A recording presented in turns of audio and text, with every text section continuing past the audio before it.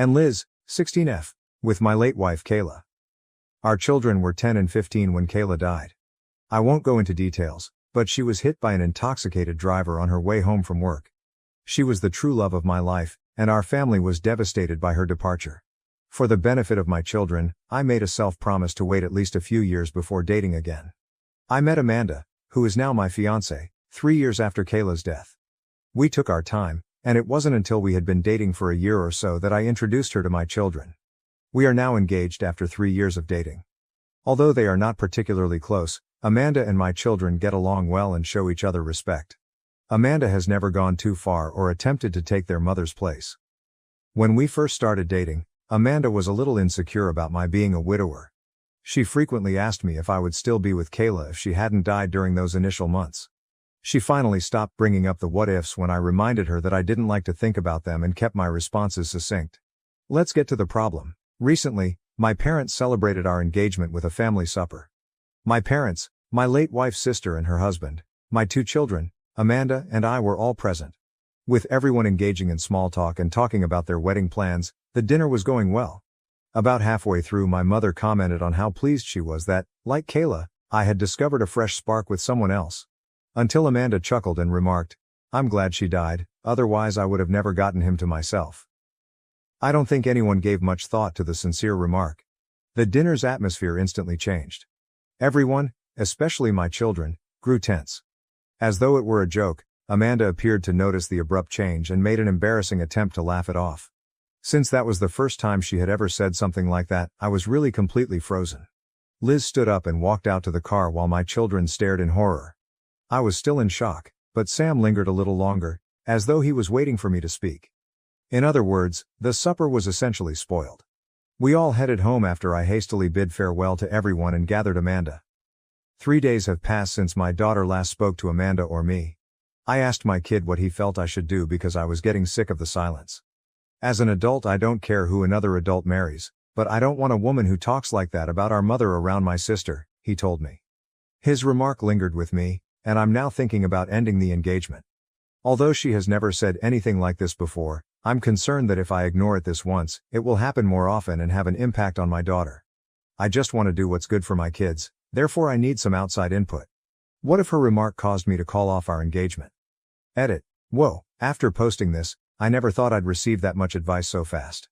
I appreciate all of your comments, including those who referred to me as a bad father. I believe that what you said helped me get my head out of the sand. Before talking to my fiancé tonight, I'll attempt to have a private conversation with my kids. We'll see where it goes from there. However, I believe that my fiancé and I are no longer together. I'll provide an update on the progress of the conversations with everyone later tonight or tomorrow. Again, I want to thank you all for helping me to straighten out. Edit 2. I attempted to amend this post, but it was not accepted. First update. During the dinner party, did my fiancé apologize to anyone? No, she didn't.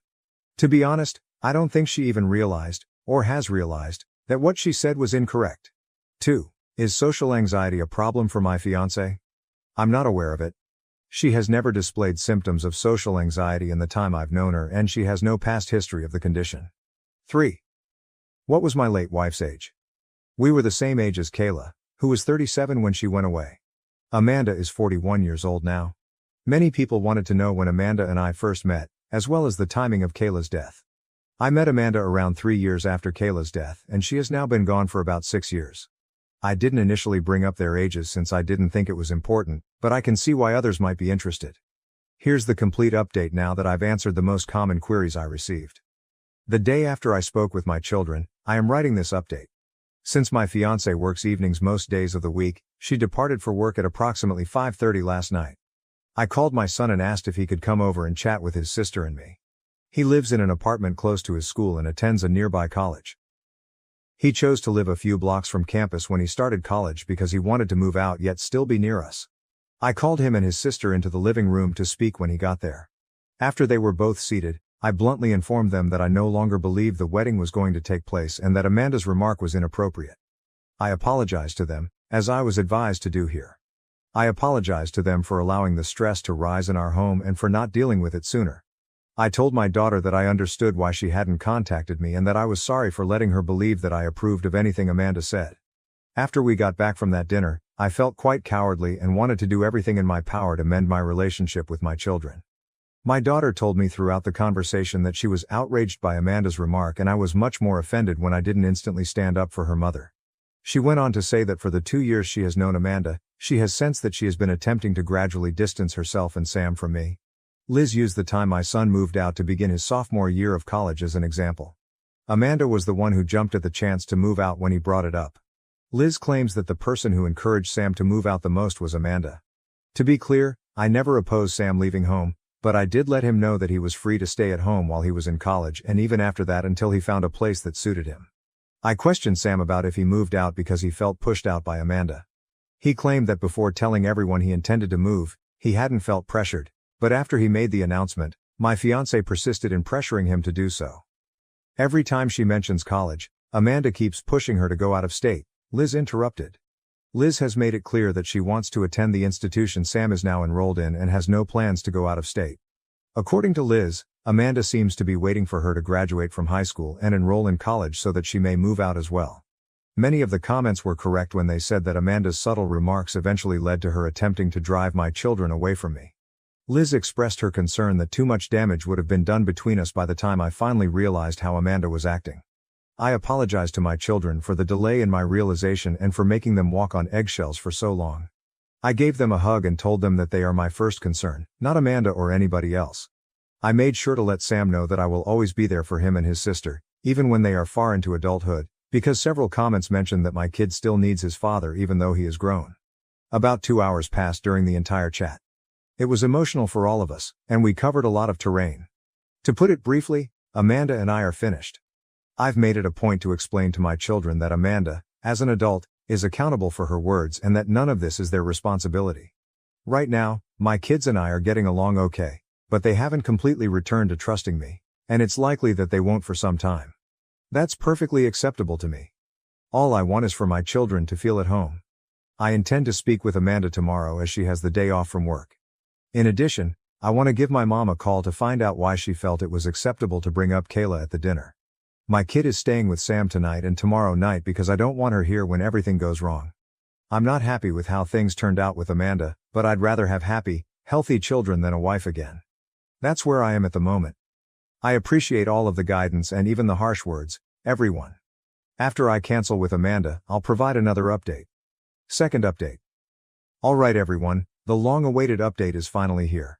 My kids and I had spoken, made amends, and my daughter was staying with her brother to be clear of the drama surrounding my now ex-fiancé when we last spoke.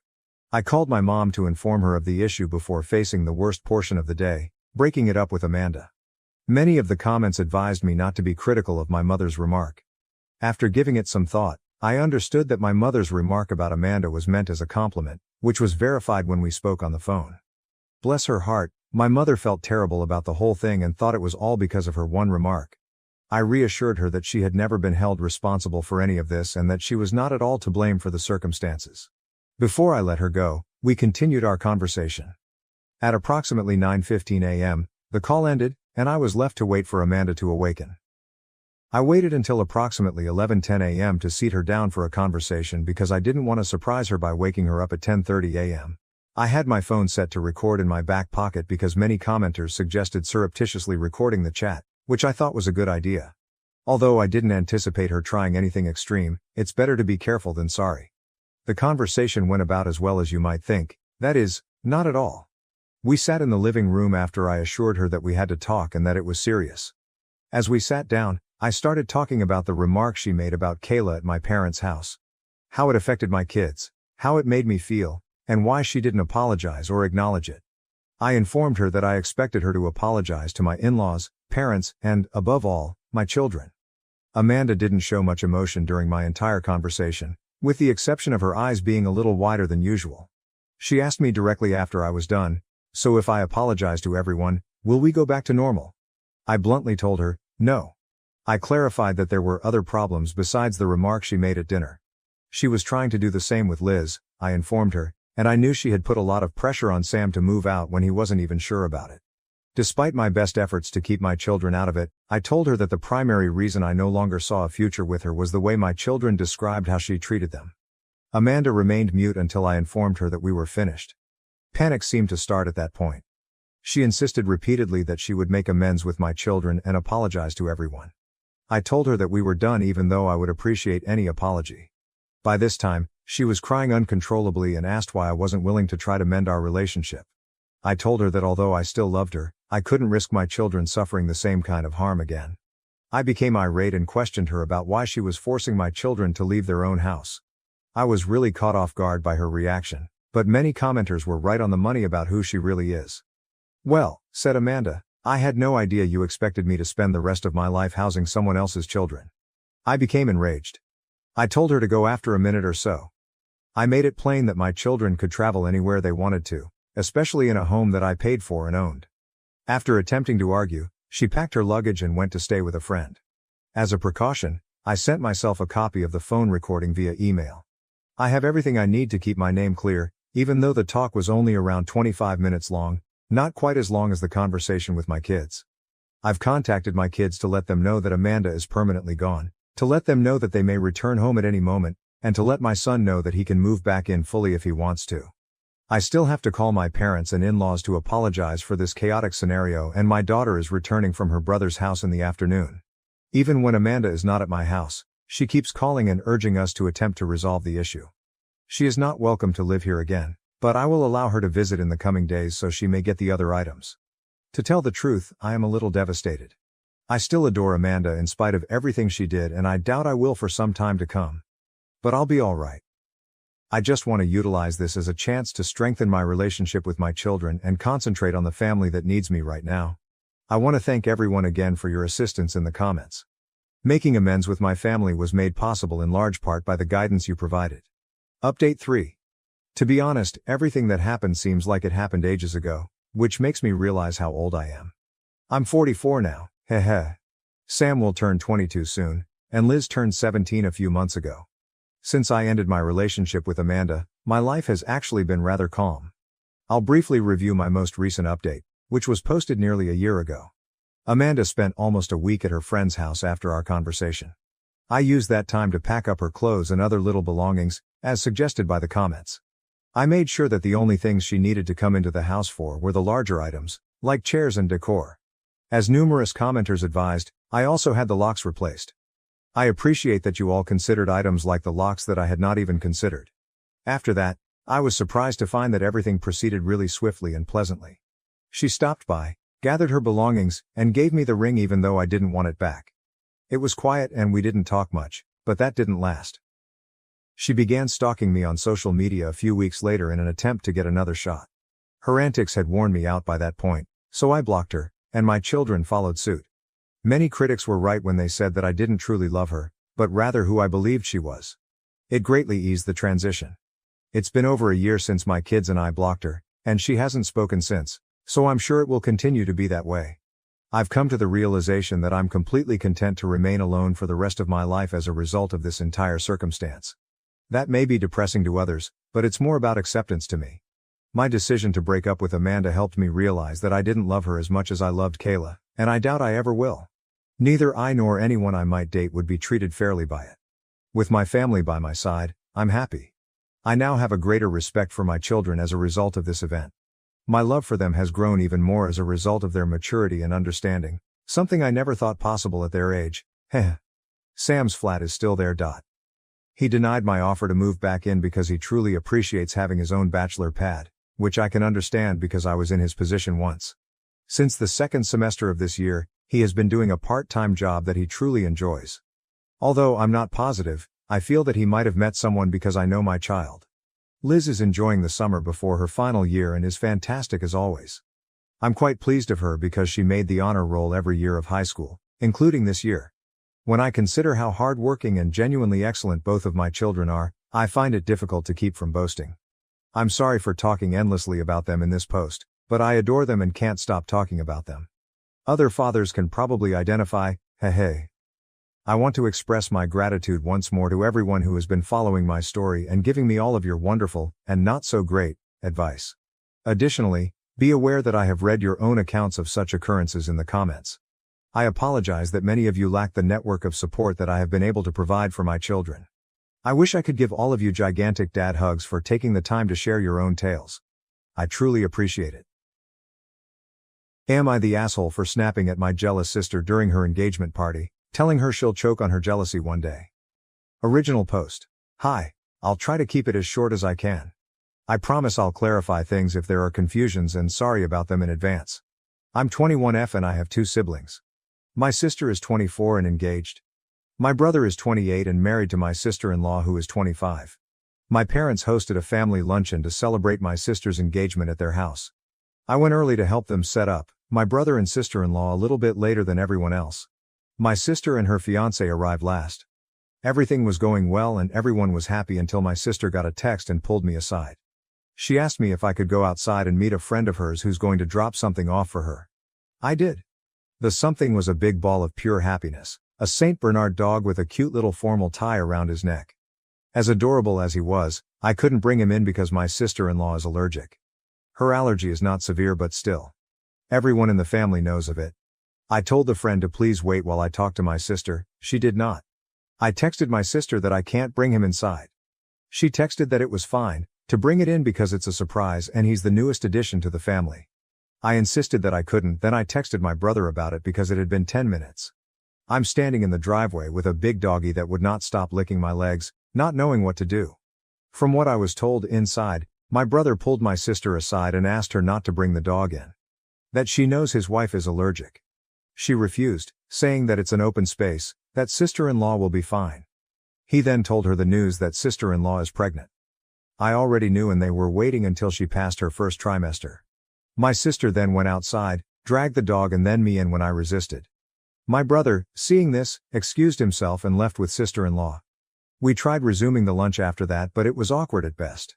When my sister and her fiancé cut the cake, she grabbed her glass of champagne to make a toast. The toast was her rambling about how selfish my brother and his wife were, that they couldn't let her have one day to herself and had to ruin and overshadow it. That they were not the first or last couple to get pregnant. Both of my parents tried to shush her but she was on a roll and went on to call sister-in-law an attention seeker that just had to give the family the first grandchild. I finally had enough and told her that green isn't a good look on her and that she was going to choke on her jealousy one day. Then I got up and left.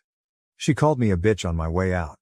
My mom called me after and told me that it was a bit harsh even if she was harsher. She also suggested that the 3 of us, siblings, talk it out after things settle a bit. My dad is staying neutral. I haven't heard from relatives that were at the luncheon. AITA. Some of OOP's comments. Commenter. Question. Did your sister also know about the pregnancy, like you did, and pulled the dog stunt to make sure they left instead of making a public announcement, like she would have had the roles been reversed? OOP. My sister had no idea about the pregnancy. None of my family did. The only reason I know is because she got sick from the smell of chili cheese fries when we were having a girls' night in. We kind of just looked at each other, and a light bulb went off in our heads. It wasn't like my sister was purposely excluded or anything. And I can confidently say that my brother and sister-in-law would have never hijacked her day to announce their pregnancy. They were planning their own dinner next month to announce it. I assume that's done with, but maybe we can salvage it with a gender reveal if they're up for it. IDK OOP's mom. OOP's sister dragging her out of the house. My mom has always wanted us to talk our issues out because, at the end of the day, you're siblings. But yeah, that being said, I just want to clarify that even though she dragged me, it didn't take much since I have the smallest stature of my siblings, so she didn't use a lot of force. I did call my brother and sister-in-law right after I got home, and they were good for the most part. They're obviously pissed, but since the news is already out, there's not much that can be done about it. Commenter. She didn't even treat the poor puppy well. The last thing a new puppy needs to deal with is the chaos and overstimulation of a family party. And what did they do with the poor wee bugger while they were cutting the cake and making their pissy speeches? Just leave it outside. Inside to piddle in a corner, 'cause the first few weeks with my pups they piddled with gay abandon every few minutes. OP, I ended up keeping him company before the cake cutting thing went down, but yeah, he's not a puppy. If I were to guess, I would say he's maybe 2 years old? I volunteer at a shelter but I'm definitely not a pro. Commenter, NTA, but I'm confused about who the dog was actually for. If the sister is engaged that means she's gonna be leaving home, so is it her dog? If she got a dog for her parents, that's fucking weird to get a big dog for somebody as a surprise gift. Or did she just do it to divert the attention onto herself because she already knew the sister-in-law was pregnant? I'm so confused. OOP, the dog is hers and her fiancé.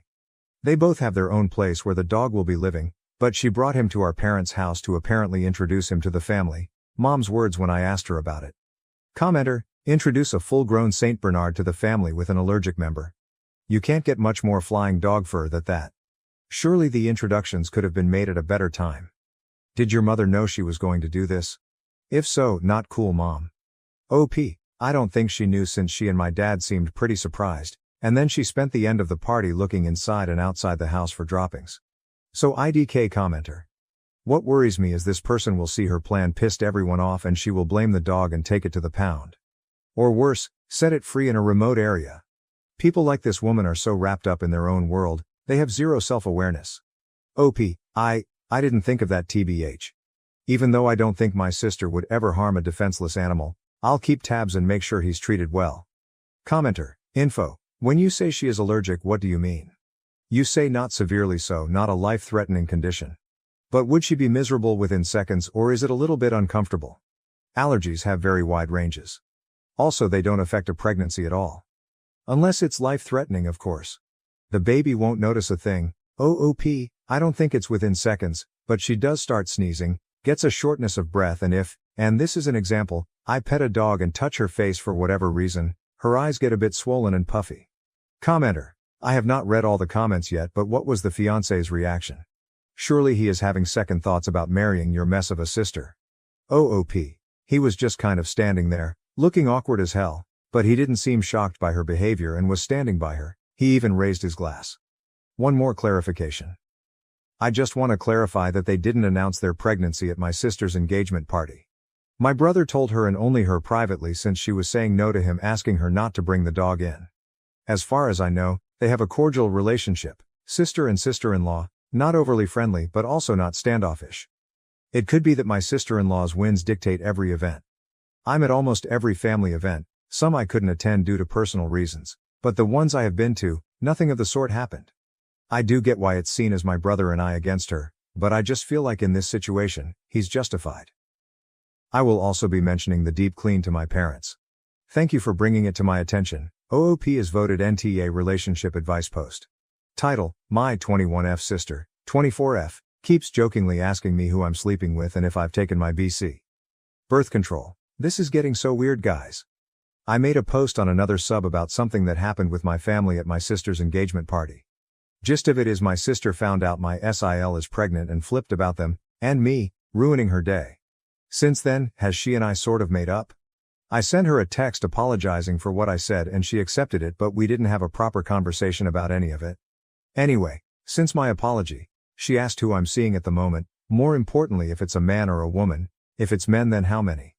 And if I'm being careful with my BC, I was confused and mildly offended at her acting like I'm the whore of Babylon when she knows the only guy I've had sex with is my long-term ex-boyfriend, but whatever.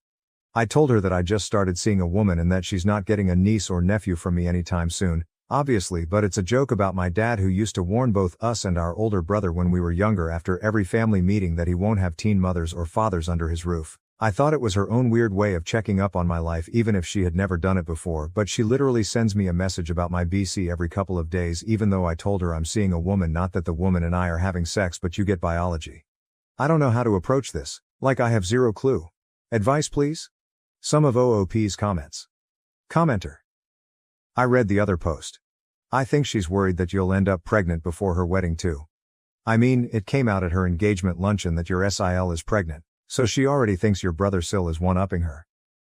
I think she's focused on who else is going to show her up at her wedding. I'm not saying she's right or even sane, but that's the feeling I get. OP, but the thing is that I'm nowhere near a place in my life where I'm even thinking of having a baby.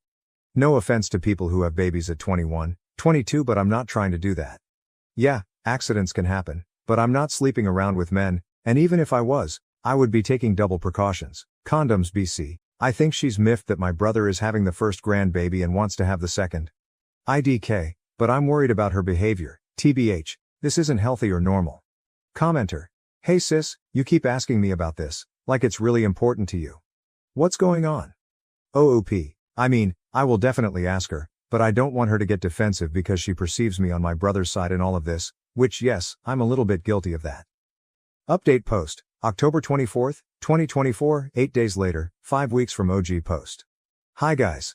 It's been around a month or so and TBH, I don't have that much of an update, but a lot of people have been asking me about the doggy and it's easier than telling people individually, so here it is. First things first, the update on my sibling situation. My brother and SIL have gone LC with my sister until they get a proper apology, which hasn't happened yet, but I think it will happen soon. My sister has been talking to my mom about wanting to be in our future nephew-niece's life, so there's that at least. Also, my SIL is officially out of her first trimester and she and the baby are healthy and thriving, thankfully. She has been having a bit of a hard time when it comes to smells and pregnancy stuff, but I think that's to be expected. Don't come at me, just from what I've read. We've also been planning a gender reveal party for next month, so we're just focusing on the positive stuff for now. As for my sister and I did send her an apology for how harsh I was with her at the party and she accepted it and apologized for calling me a bitch, but it's been so damn weird when it comes to our dynamic, especially since she's suddenly all up in my business about who I'm sleeping with. But that's another issue. Now for the awaited update, Barkley. Turns out the big fluff ball has an adorable bark, one you wouldn't expect when seeing him, hence his name. As some of you predicted, my sister was not up for the massive job that is taking care of a Saint Bernard, and a week and a half after the party, she called and asked me to find him another home. I volunteer at a shelter and know a lot of people who would love to adopt. I honestly wanted to keep him myself because I've grown attached, but I live in an apartment and not only would it be impossible, it would also be cruel to keep him cooped up like that. Luckily, a friend of a friend has the space for him to be happy and safe and took him in with the promise of letting me see him whenever we're both free, and now I get random pics and videos of Barkley in his element, all happy and bark fighting with the guy's next door neighbor's Yorkie. Don't worry, there's fences between them. So yeah, just wanted to say thank you guys for all the advice and opinions. I appreciate all of you. Some of OOP's comments. Commenter. I mean, I'm more worried about the other neighbors who have to listen to that, but it seems like things at least worked out for Barkley. OOP, I get your concern, but from what I've seen of the guy's neighborhood, went to check it out and meet him first, it's a lot of families and most of the kids have pets, cats, dogs and a parrot, guy's intel, so it seems like they're used to pet noises. Am I the asshole for ending my engagement after my fiancée kept her best friend in the dark about us? Original post. My now ex-fiancée, 30F, and me, M27, got engaged 3 weeks ago. We've been dating for 5 years and I finally got the money to give her the wedding she wanted. Well, 3 days ago we were discussing our guest list, and I asked if she wanted to invite her best friend. Let's call him James, M30. James lives in another state, but since they were friends for 10 years, I thought I could even pay for his travel expenses since it would be great to have her best friend at the wedding. She denied, saying that it would take a lot of work to bring him, and she wanted it to be a family event. Countless times she mentioned that James was like family to her, so I insisted. She got annoyed and said, I didn't even tell him we were engaged. That took me by surprise. I tried to ask why, but she started stonewalling me, and I left her alone. After a couple of hours, I tried to ask her again why she hadn't told him we were engaged, and she still refused to tell me. And I admit, my insecurity got the better of me. In the past, James had confessed he had feelings for her, which she turned down and basically friendzoned him. But by the way she told me, it always sounded like she had him as a backup, something not only me, but her exes realized. She married him online. They always made their WoW characters look like a couple, like wearing the same transmog and shit like that. When she had a fight with her exes, he was always there for her, and etc. I told her that made me uncomfortable, and if she was not planning to tell him, she might as well consider herself single, cause I would not marry someone who couldn't be honest. Yes, I was pretty immature, but she did something even more immature. She texted him while showing me her phone something like, hey, just so you know, I was engaged but not anymore, and sent it to him. I told her to pack her things and leave my house. Ever since she left, she has been calling me, but I refused to answer. My mom called me, because she apparently called my mom, and said that I was an asshole for ending things for such a ridiculous thing. So, AITA? Edit. Sorry for the typo in the title, edit too. Hey guys, I made some dinner and I think I'm gonna go with u/doneover69 position. Cool username BTW. I'm gonna ask her to meet up and ask to see their messages. And to you Foxy Sly Old Stody Fox, I'm already in low contact with my mom, but I'm going to make my decisions after I clear everything up. So I'm kinda promising an update. Update. Hey guys, I just got home after talking to my, still, ex-fiancé, and since a lot of people asked for an update, here it is. But, I want to clarify a few things. As commented on my original post, I paid for the house since I bought it before dating her and I asked her to move in, since it was close to her job. I work from home since I'm in tech, but she had to go to work, that's why I paid for her car, to help her commute, And honestly, her salary is shit. I was her partner, so I didn't see any problem with that. I thought she was the one, despite everything. She is smart, funny, we had chemistry, but I felt betrayed. To the update. We met at a coffee shop on the premise we would discuss how to save our relationship, at least that's what she thought. As soon as we sat down, I asked to see their messages. She got defensive immediately and told me she had deleted everything. I asked to see her phone anyway. She started to cry, ugly cry, asking me to stop. At that point I had already decided I was not going to be part of the relationship anymore, but damn, I was curious. It took a good 20 minutes for her to hand me her phone, a lot of crying, even a waitress asking her if she was okay, so I read the messages. There wasn't any cheating like nudes being exchanged, them professing their love for each other, but what I read still stung. There was a lot of shit talking about me. A lot. Texts and texts of them saying how terrible of a person I was, criticizing my hobbies. I like video games and pro wrestling, saying I wasn't a real man because of them and stuff like that. But there were two topics that caught my eye. One where she had told him I was having trouble getting hard and that was frustrating for her. And one where she was complaining about how she didn't want to be stuck in our relationship. Yes, I was having problems in bed.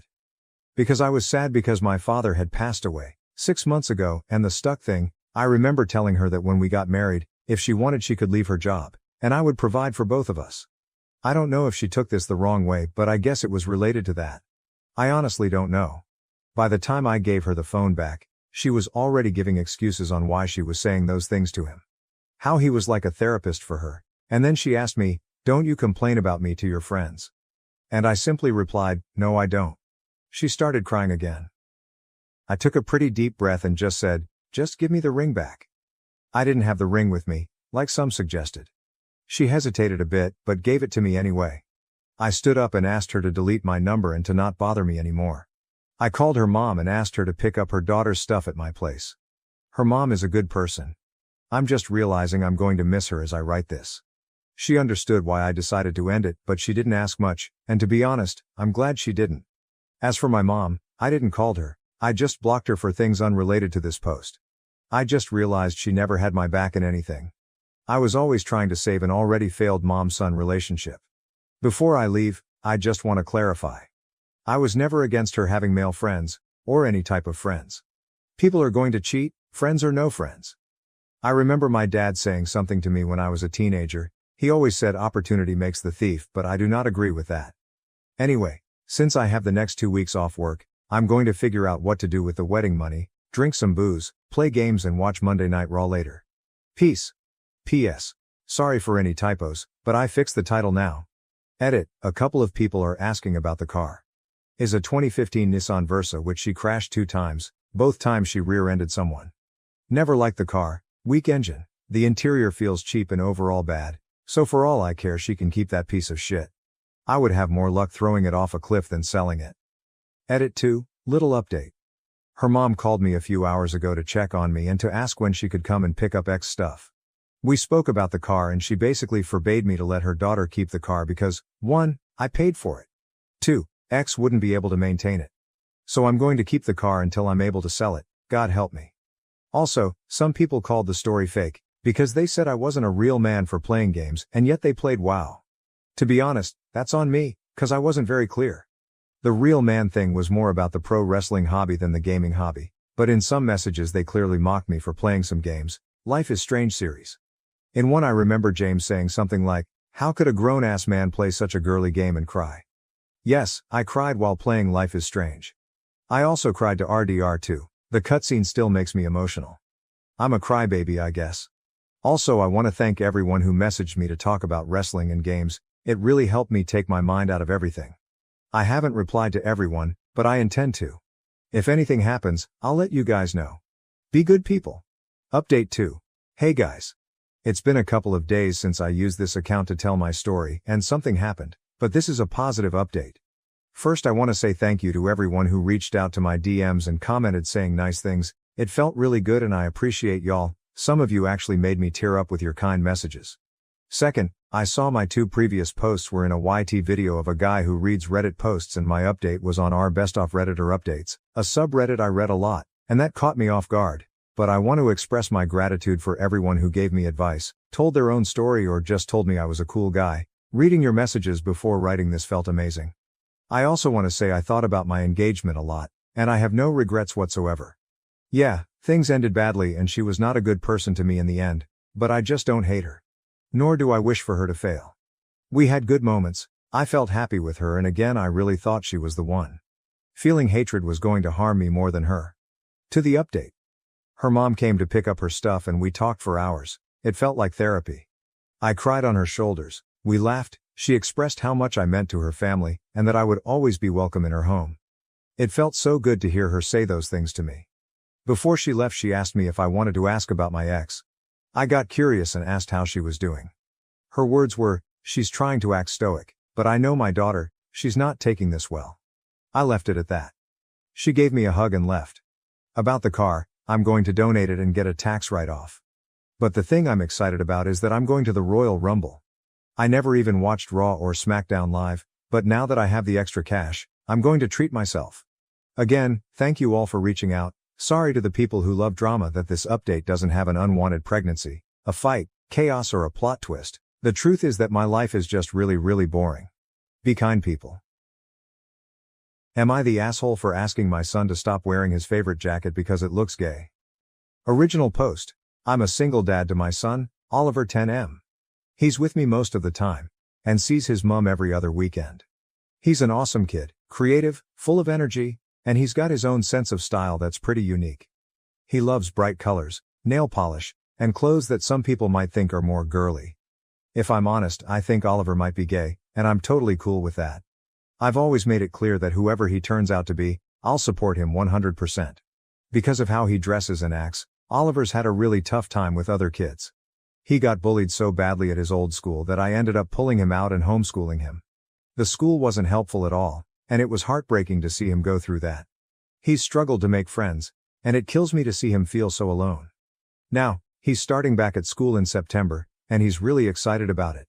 But recently, we were at a cousin's birthday party, and Oliver wore his favorite jacket, which is a bright pink, sparkly one that he loves. Some of the other kids started picking on him, saying he looked gay. I stepped in, got the kids to apologize, but it ruined the day for Oliver. I'm worried about how things will go when he's back at school. I've been thinking about whether I should talk to Oliver about maybe toning it down a bit, especially when he's around new people. Not because I want him to change who he is, but because I hate seeing him get hurt and feel like an outcast. I don't want him to feel like he has to hide who he is, but I also don't want him to be picked on or excluded because of it. But then, I feel like a complete arsehole for even thinking about this. I don't want him to think that I'm ashamed of him or that he has to conform to be accepted. I want him to feel free to be himself, but I'm also scared of him being hurt by others who don't get it. So, would I be the asshole if I talked to Oliver about maybe being a bit more low-key with his style? Comments, from all 3 posts. Commenter, don't do it. Kids will still bully him and all he will remember is that you deterred him from expressing himself. Trust me, the same thing occurred in our house. I was trying to keep him from being bullied, but my child felt as though I didn't accept him and that he needed to pretend he was something he wasn't. Lots of later life therapy. If he's gay, if he's straight, let him be himself and tell him as long as he likes his clothes, that's all that matters. Sincerely, the mom of an amazing queer kid. OOP. I get that, but at the same time it is so heartbreaking seeing the same thing happen to him over, and over, and over again. Commenter, Jesus, where do you live? Most kids don't care about this kind of thing these days. OOP, I live in the West Midlands of England. I honestly don't think your point about most kids not caring is at all accurate. I see it every day. Commenter. Do not dull his shine because other people don't understand him. I understand it may be coming from a place of protection, but it needs to be addressed with the potential aggressors, not with forcing your son to change who he is. OOP, but when you can't do anything more with potential aggressors. I have done, and will continue to do everything I can. But sadly I can't literally watch his back 24/7, even though I would if I could. Anytime he has a comment made to him he breaks his little heart and it is so devastating seeing him go through that again. And update. Hey all, it's been about 26 days since my original post, and I thought I'd give an update now that Oliver has had his first week back at school. I can happily say that so far, things are going much better than I'd hoped. Over the summer, Oliver and I had a really important heart-to-heart. I sat him down and told him just how incredibly proud I am of the person he is becoming. I made sure he knew that there is absolutely nothing he could ever do that would change the way I see him or make me love him any less. Honestly, It was a bit emotional, and I even got a bit choked up. I told him that if wearing his favorite jacket, the one that's caused some hurt before, made him happy, I'd stand behind him 100%. But I also wanted to make sure he was prepared. I explained that, while I'll always be there for him, I can't always be around to protect him.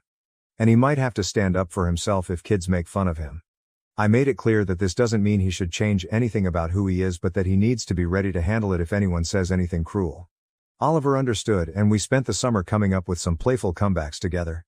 He really wanted to take the jacket with him to school, so we made it a bit of a project, imagining the kind of things kids might say and crafting witty replies that he could fire back with. It was actually pretty fun, and I think it helped him feel more confident about it. Now back to school. His new teacher knows all about his past struggles with bullying, and she's been amazing. She's keeping a close eye on things and making sure he feels safe and comfortable. It's made such a difference already, and Oliver's first week couldn't have gone better. He's even made a friend, a boy named Sam, and they've really hit it off. They're planning to meet up tomorrow at the wacky warehouse, and Oliver can't stop talking about it. It's been a long time since I've seen him this excited about spending time with someone his age. I know it's still early days, but seeing him come home happy and smiling each day has been such a relief. Thanks to everyone who gave advice and encouragement on my original post. I really took a lot of it to heart, and I think it made a big difference in how I approached all this. Update 2. Hey, I just wanted to hop on and give a small update about Oliver's playdate over the weekend. Firstly, when Oliver was getting ready, he wanted to wear all his flamboyant clothes. He asked me if I thought it was a good idea. His friend had seen him in his jacket, but he was a little worried how he would react to the full Oliver. I told him to wear whatever he wanted, and if this friend was worth being friends with, they would accept him for exactly how he is. This made Oliver smile. He wore his full Oliver outfit. When we were walking in, I could feel Oliver getting a bit nervous. He was bullied so much in his last school for how he was, so I understood why.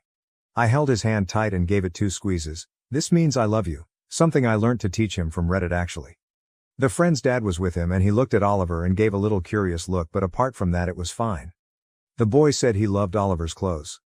They spent about 4 hours playing, and we ended up eating together. On the way home, I told Oliver how proud I am of the little man he is.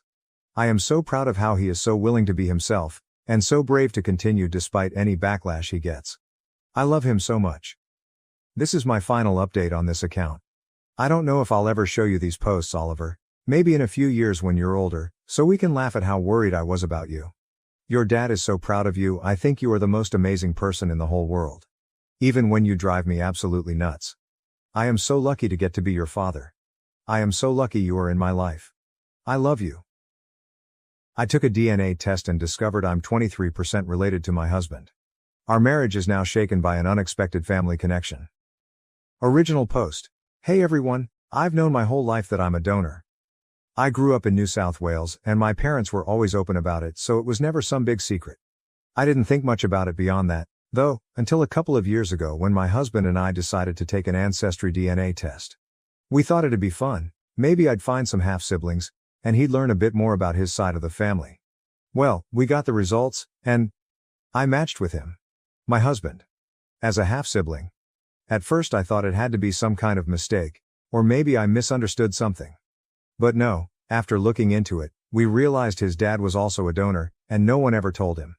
Now, here we are, married for years with 2 kids, and we're still trying to figure out how to process the fact that we're siblings. I don't even know how to explain how I feel. It's just overwhelming. I love him, of course, but this changes so much. We've already spoken to a genetic counselor, and we're trying to move forward, but it's like everything we thought we knew about our family has been flipped upside down. I just feel kind of lost.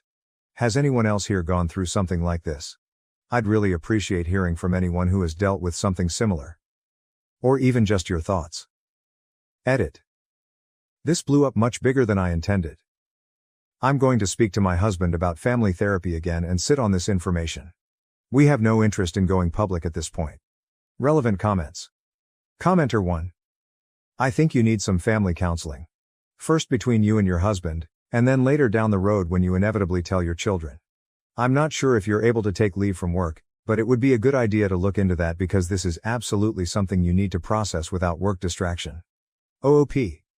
I'm in therapy myself, but unfortunately my husband is not open to that right now. He's in a big denial phase and does not wish to talk about it. Commenter 2. I'm so sorry. This was bound to happen somewhere in the world, at some point, given the current unregulated fertility industry that puts profits above the rights and interests of the donor-conceived child. If you're up to it and think it would help, I have a few pieces of media to recommend. The Man with 1,000 Kids, a documentary on Netflix. Laura Hai, a content creator and advocate for DCP on TikTok, Instagram. Multiple books have helped me, such as Inheritance by Dani Shapiro, Uprooted, and The Lost Family. I have not come across this particular scenario where children were conceived by accidental incest between DCP, but a lot of people have other traumas related to the industry and have explored that. I also understand if you don't want to research the situation. I didn't when I first learned I was DCP by surprise. Talking to someone is important though. You will be okay. Your kids will be okay. It's super weird and icky that this happened, but it's not your fault. OOP, I've actually seen most of that media and read a couple books from Australian DCP. I'm lucky to have been told early that I was a donor conceived. It was never a huge factor in my life until now. Update, thank you so much for all of the responses, support, and advice. I've taken some time to process, and I wanted to provide an update on where we're at. First, I have been in individual therapy and working through everything. It's been incredibly helpful to have a space to just unravel my thoughts. My husband has also told me that he's open to couples therapy, which is a big step for us, and I'm hopeful it will help us navigate this together. To confirm some things, yes, my father-in-law is the donor, which makes him not only my husband's father but also mine. It was a lot to take in. We're both really angry that my husband's dad never told him the truth, and at the moment neither of us are talking to him. It's just too much. We've also discovered about 40 other siblings so far, all of whom live nearby. That was another layer of this experience we weren't prepared for. We haven't met them all yet, but knowing they're out there brings its own set of challenges and questions. As for our marriage, no, we're not divorcing. We love each other and are committed to working through this, but we haven't told our children yet. We plan to get professional advice before we do. This isn't something we want to rush into without understanding the best way to approach it for their sake. I know many of you are part of the donor-conceived community, and I just want to say that while I'm very aware and involved in spaces like We Are Donor-Conceived, and I follow creators like Laura Hai, Donor Dylan, The Queer Mama, Rachel, strangers like Medici, Sunny, Evie Lucas, etc., I'm not interested in speaking to anyone publicly about our situation. I'm really proud of people like Victoria Hill for going public, but that's not what's best for my family right now. Thanks again for listening, for the advice, and for your understanding. We're taking this one day at a time. Comments. Commenter. So very impressed with you both. This must be such hard work and my heart goes out to you. As a donor, this is my greatest fear. I was not anonymous by choice. Back in the day the fertility clinics capitalized on our naivety. Twin brothers' lies destroyed my life, my parents kicked me out, and now after years of neglect, they're asking for my money. I'm a 28-year-old female with a twin brother. Growing up, my twin brother and I had quite different treatment from our parents. For some reason, my parents were certain that my brother was destined for greatness, whereas I was labeled the black sheep since I was more interested in sports and making friends than in studying. They continually compared us, which was discouraging and damaged my self-esteem from an early age. As a child, I had to watch my brother have elaborate birthday parties for his pals, while I was treated as an afterthought. He frequently had sleepovers with his pals, whereas I was never allowed to bring my friends home. To be honest, I dreaded every moment of my youth. My grandma was the only person in the family who seemed to care about me. When she came, she always brought me my favorite chocolates and occasionally gave me a few bucks to treat myself later. As the years went, this overt preference for my twin brother evolved into emotional abuse directed at me. My parents would openly insult my academics and activities. No matter how hard I tried, I could never satisfy their expectations of being the ideal child. Although I excelled at athletics, they forbade me from participating in extracurricular activities because they wanted me to concentrate completely on my education, just like my brother. As a child, I felt frustrated and helpless. Later, during my sophomore year, I was grounded again, this time for using Snapchat on my phone. I hadn't done anything wrong, but like all teenagers, I downloaded the app to stay in touch with my friends. However, my parents considered this as a major crime and a violation of trust because they had barred me from talking with my pals. They went crazy, flung all of my belongings around the room, ripped the doors from their hinges, and informed me I would have no privacy as long as I lived under their roof. Watching my parents attack me in this way, my identical brother, rather than sticking up for me, made things worse. Our parents' wrongful acts produced a toxic environment, allowing him to take advantage of the situation. He developed a habit of lying about me, falsely accusing me of things I never did, so he could get away with everything. If he stole something, he'd easily transfer the blame onto me, and my parents, who were already inclined to believe the worst about me, happily accepted his falsehoods. He would insult me in front of my schoolmates and mock my attractiveness. Despite this, I had a large circle of friends at school because I was personable and willing to connect. My twin, on the other hand, suffered socially and disliked the fact that I could interact with others while he, as an introvert, felt uncomfortable. This jealousy boiled over during our 14th birthday party, when none of his buddies came up. I'm not sure why they did that to him, but in stark contrast, my friends treated me to ice cream, and I had a fantastic day. This irritated my brother even more. To get retribution, my brother started spreading false tales about me at school, depicting me as a spoiled brat.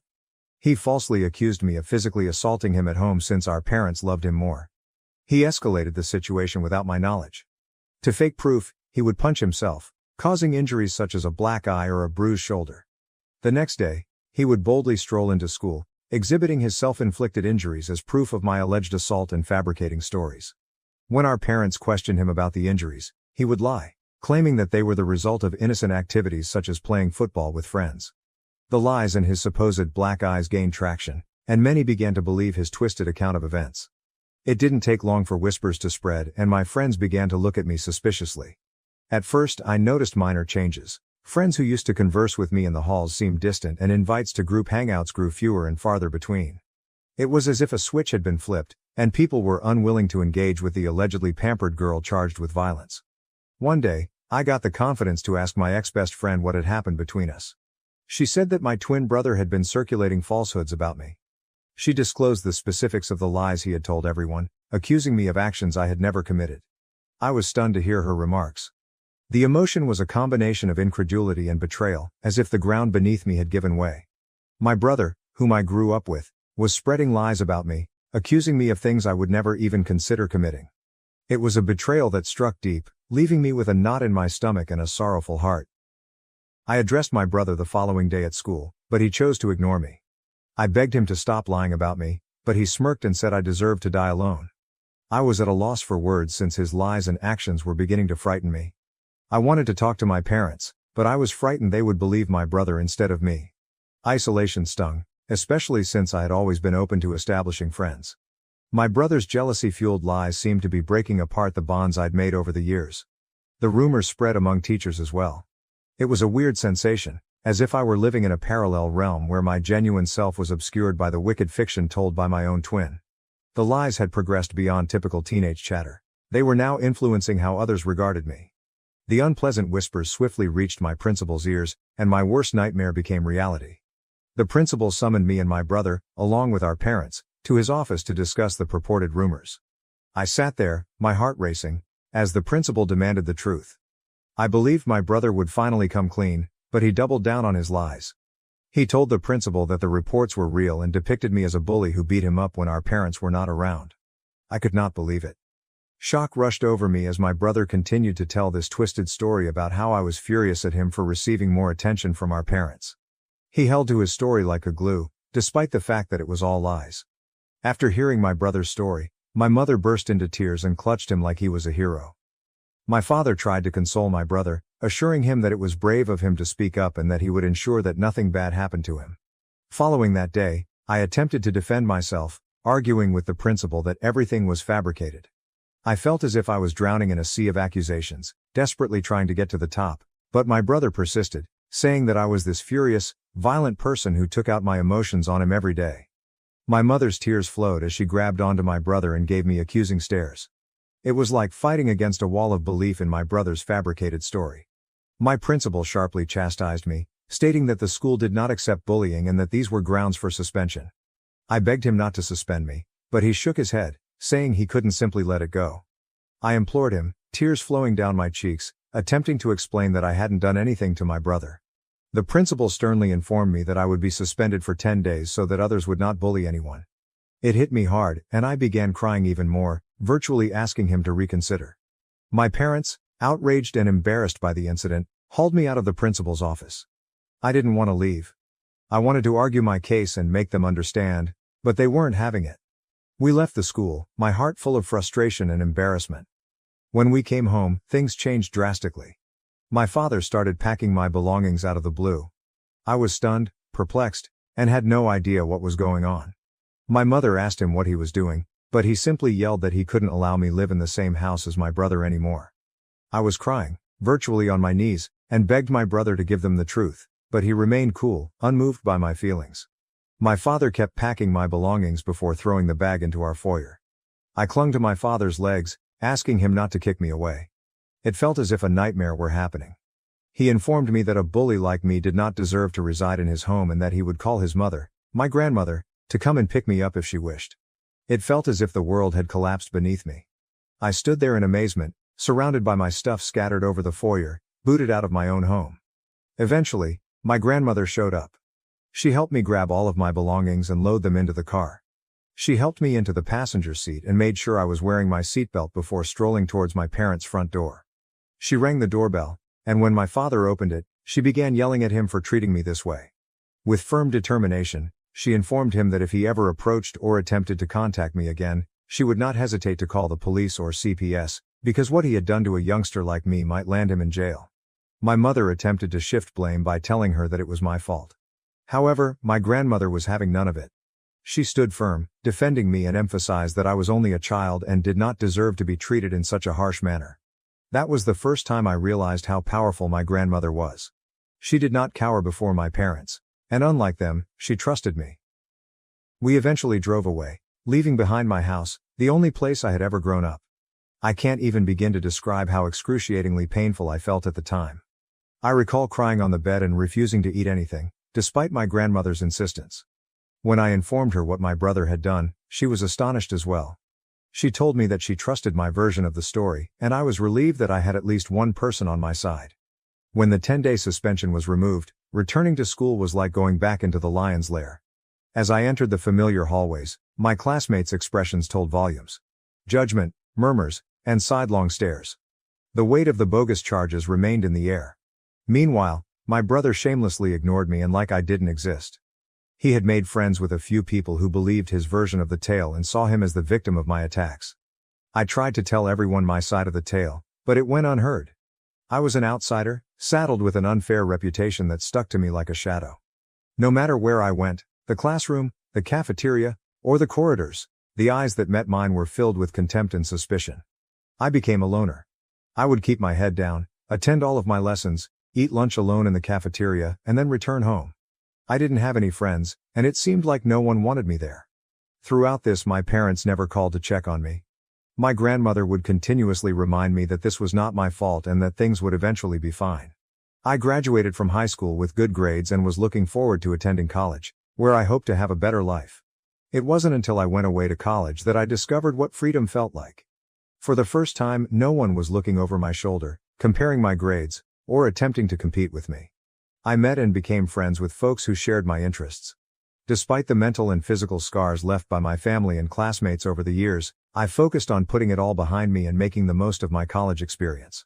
During this period, I realized I had an aptitude for content writing. I'd always wanted to be a writer, but I wasn't sure if it would work out in the long run. As a result, I chose to give up on my dream.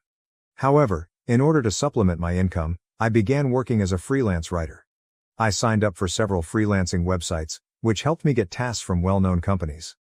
This is how I progressively began to compile a portfolio of my work. Throughout college, I maintained my side hustle and never asked my parents for a penny. When I finished college, instead of taking a corporate job, I realized I could work full-time as a content writer.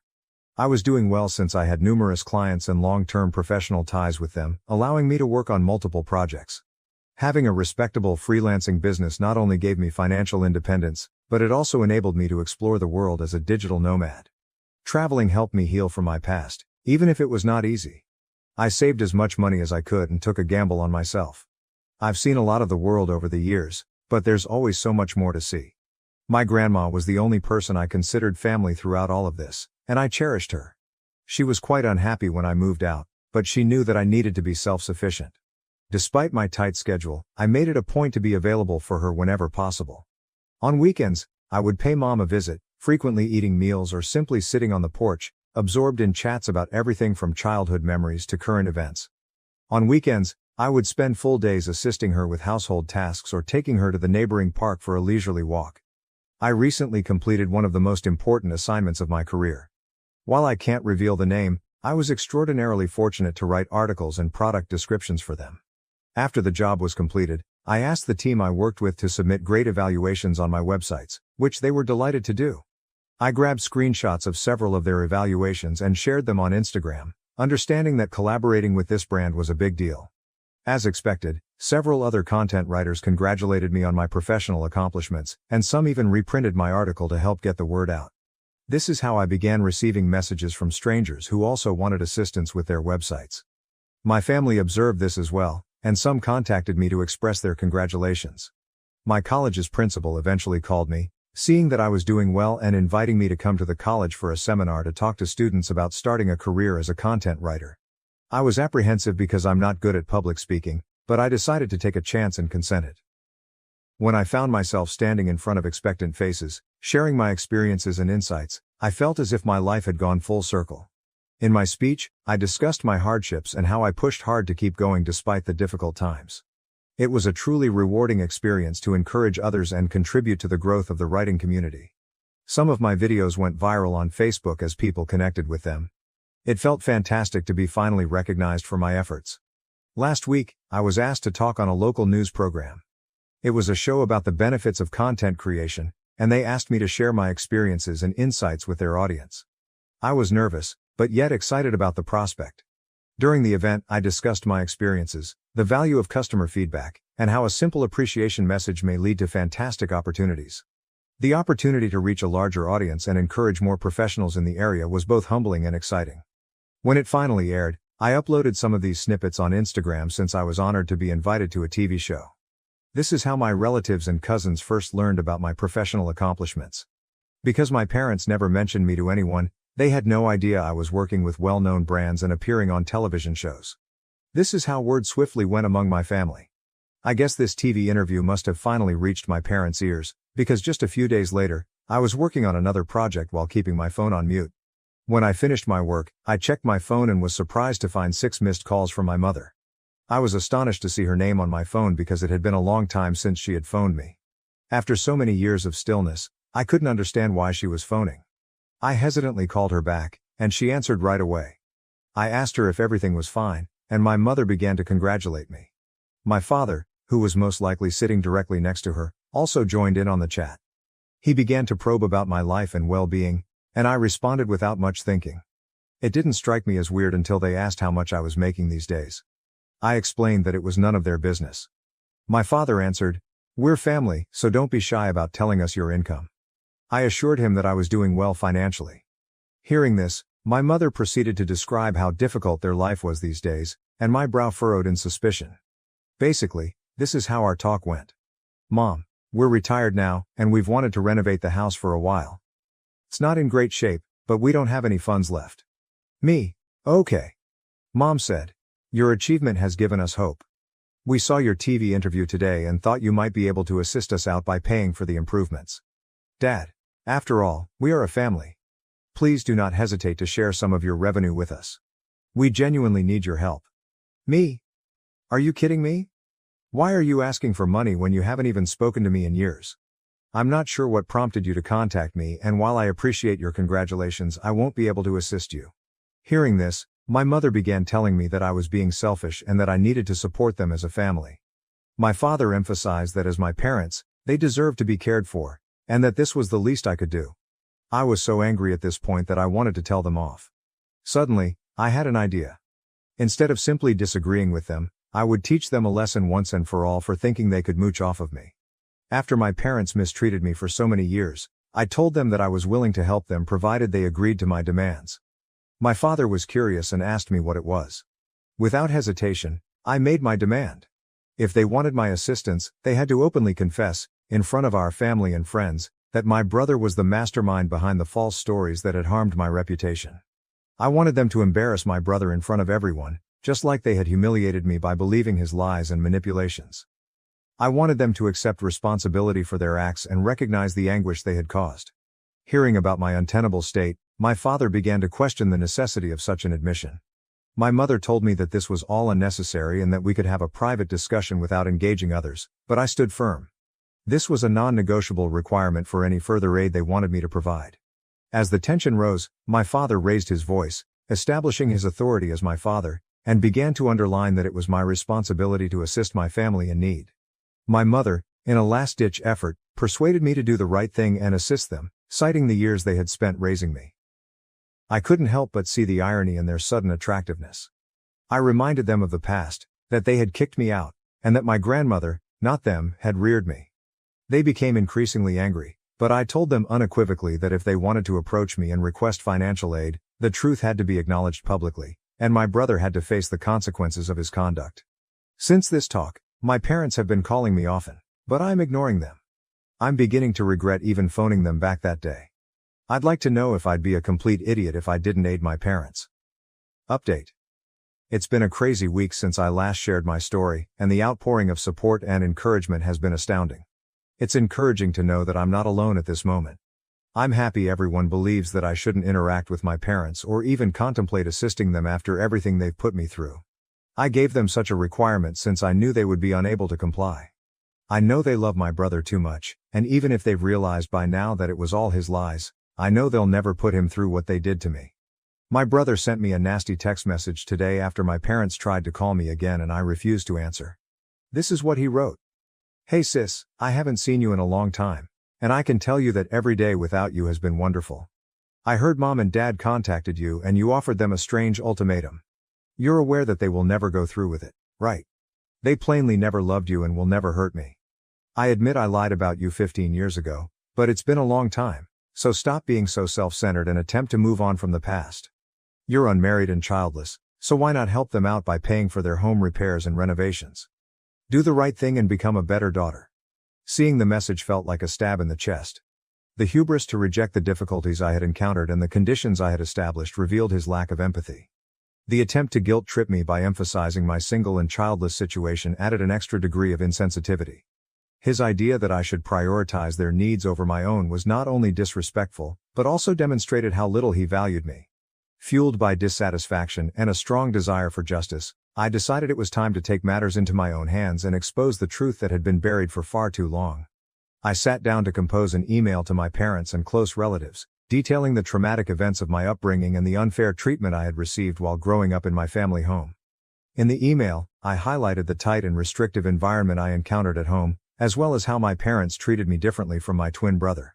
I also looked into the spiteful and utterly false rumor my brother had circulated about me at school, which had resulted in serious consequences and ruined my image.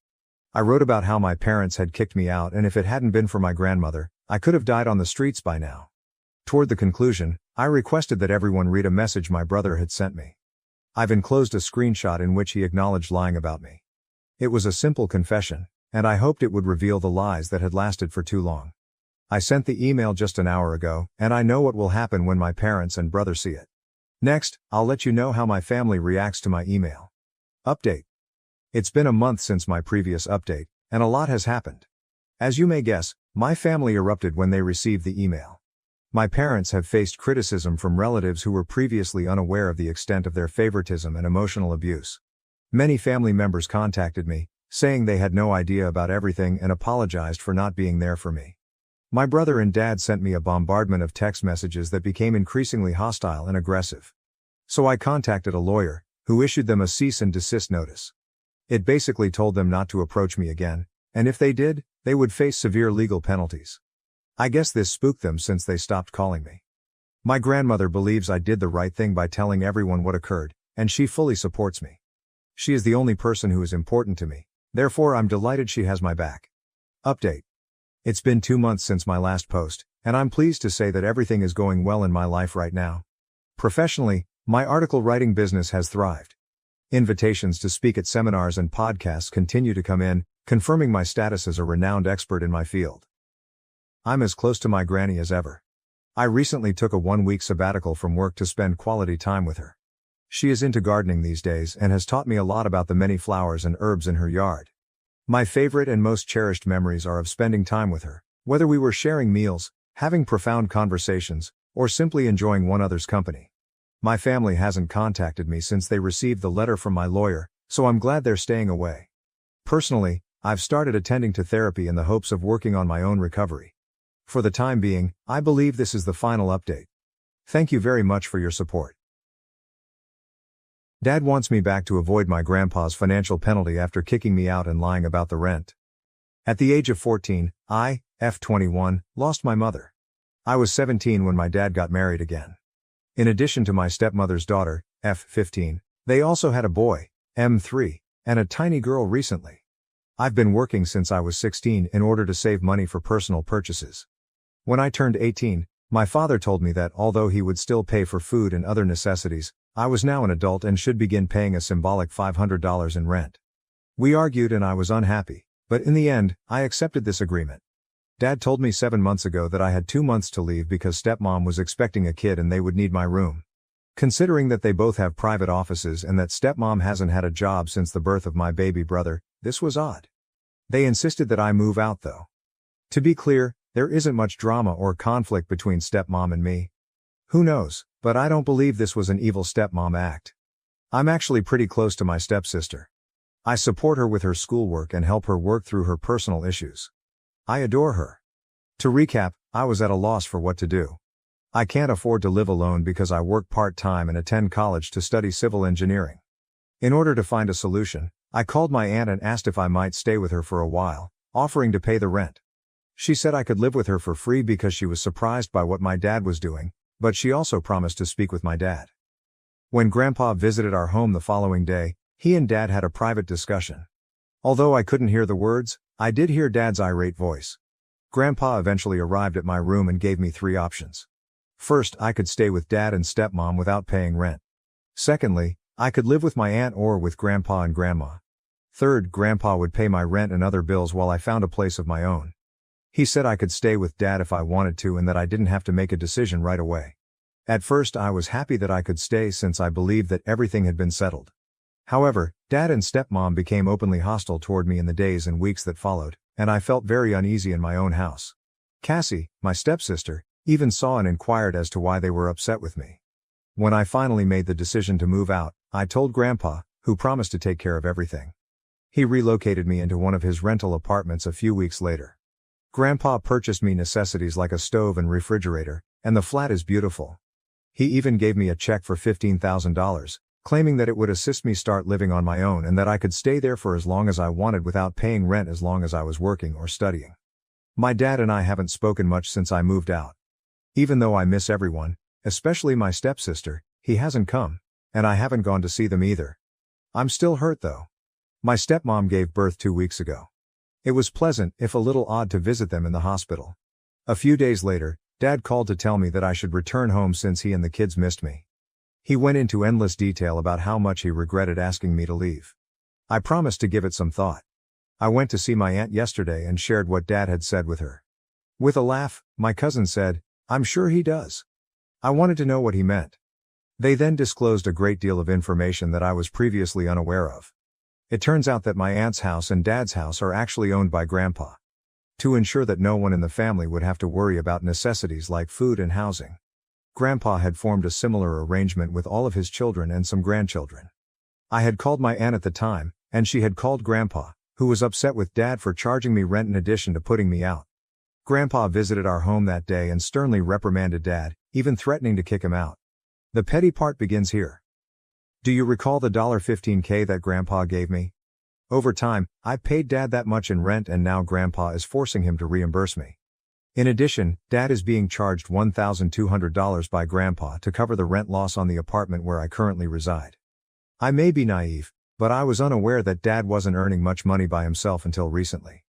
We had a lovely home, vacations, and a comfortable lifestyle, but I suppose Grandpa was pitching in behind the scenes. With 3 children living at home, a single source of income, and the additional burden of repaying Grandpa, my cousin believes Dad is currently having financial difficulties.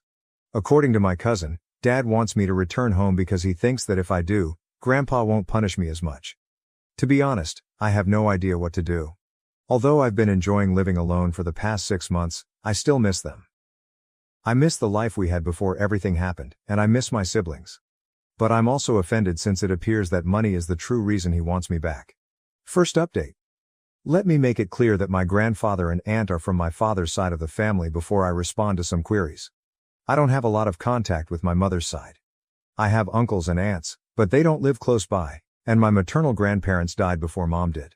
Even though I get along well with my two other uncles on my dad's side, my aunt has always been like a second mother to me, especially since my mother passed away. It was implied that my stepsister would have to begin paying rent when she reached 18, and my stepmother was aware that I was doing so. I don't know though, if she was aware that Dad didn't own the house or how much Grandpa had contributed financially. Monday's update. I called Dad the day following my post to let him know that I had made the decision not to move back. I just explained that I was comfortable where I was and that going back would feel like a step backward, without mentioning anything I had been taught. However, I did mention that I wanted to stay in contact and that they were welcome to have me over for dinner at any time. I also mentioned how much I wanted my stepsister and stepbrother to visit me at home. Dad didn't seem angry, but he did sound disappointed. He concluded by saying, "We'll see," and went on. Although I was also a little let down, he called me on Friday to ask if I would like to join them for lunch on Sunday. We decided to have dinner on Thursday as I indicated that I already had plans with Grandpa and Grandma. Despite the fact that we communicate and chat frequently, I haven't yet told my stepsister about any of this. Although she hasn't heard her parents talking about me, she did say that her maternal grandmother, who is staying over to help with the baby, is incredibly annoying. That made me giggle. I'll try speaking with Dad on Thursday because I didn't want to raise Cassie's expectations only to have him reject my offer of a sleepover. My most significant news is that I recently returned from a visit with Grandpa and Grandma. I told them I wanted to know everything that was happening, but we also had a great day together. I felt as though I had been living in a world of deception, and I was no longer a child.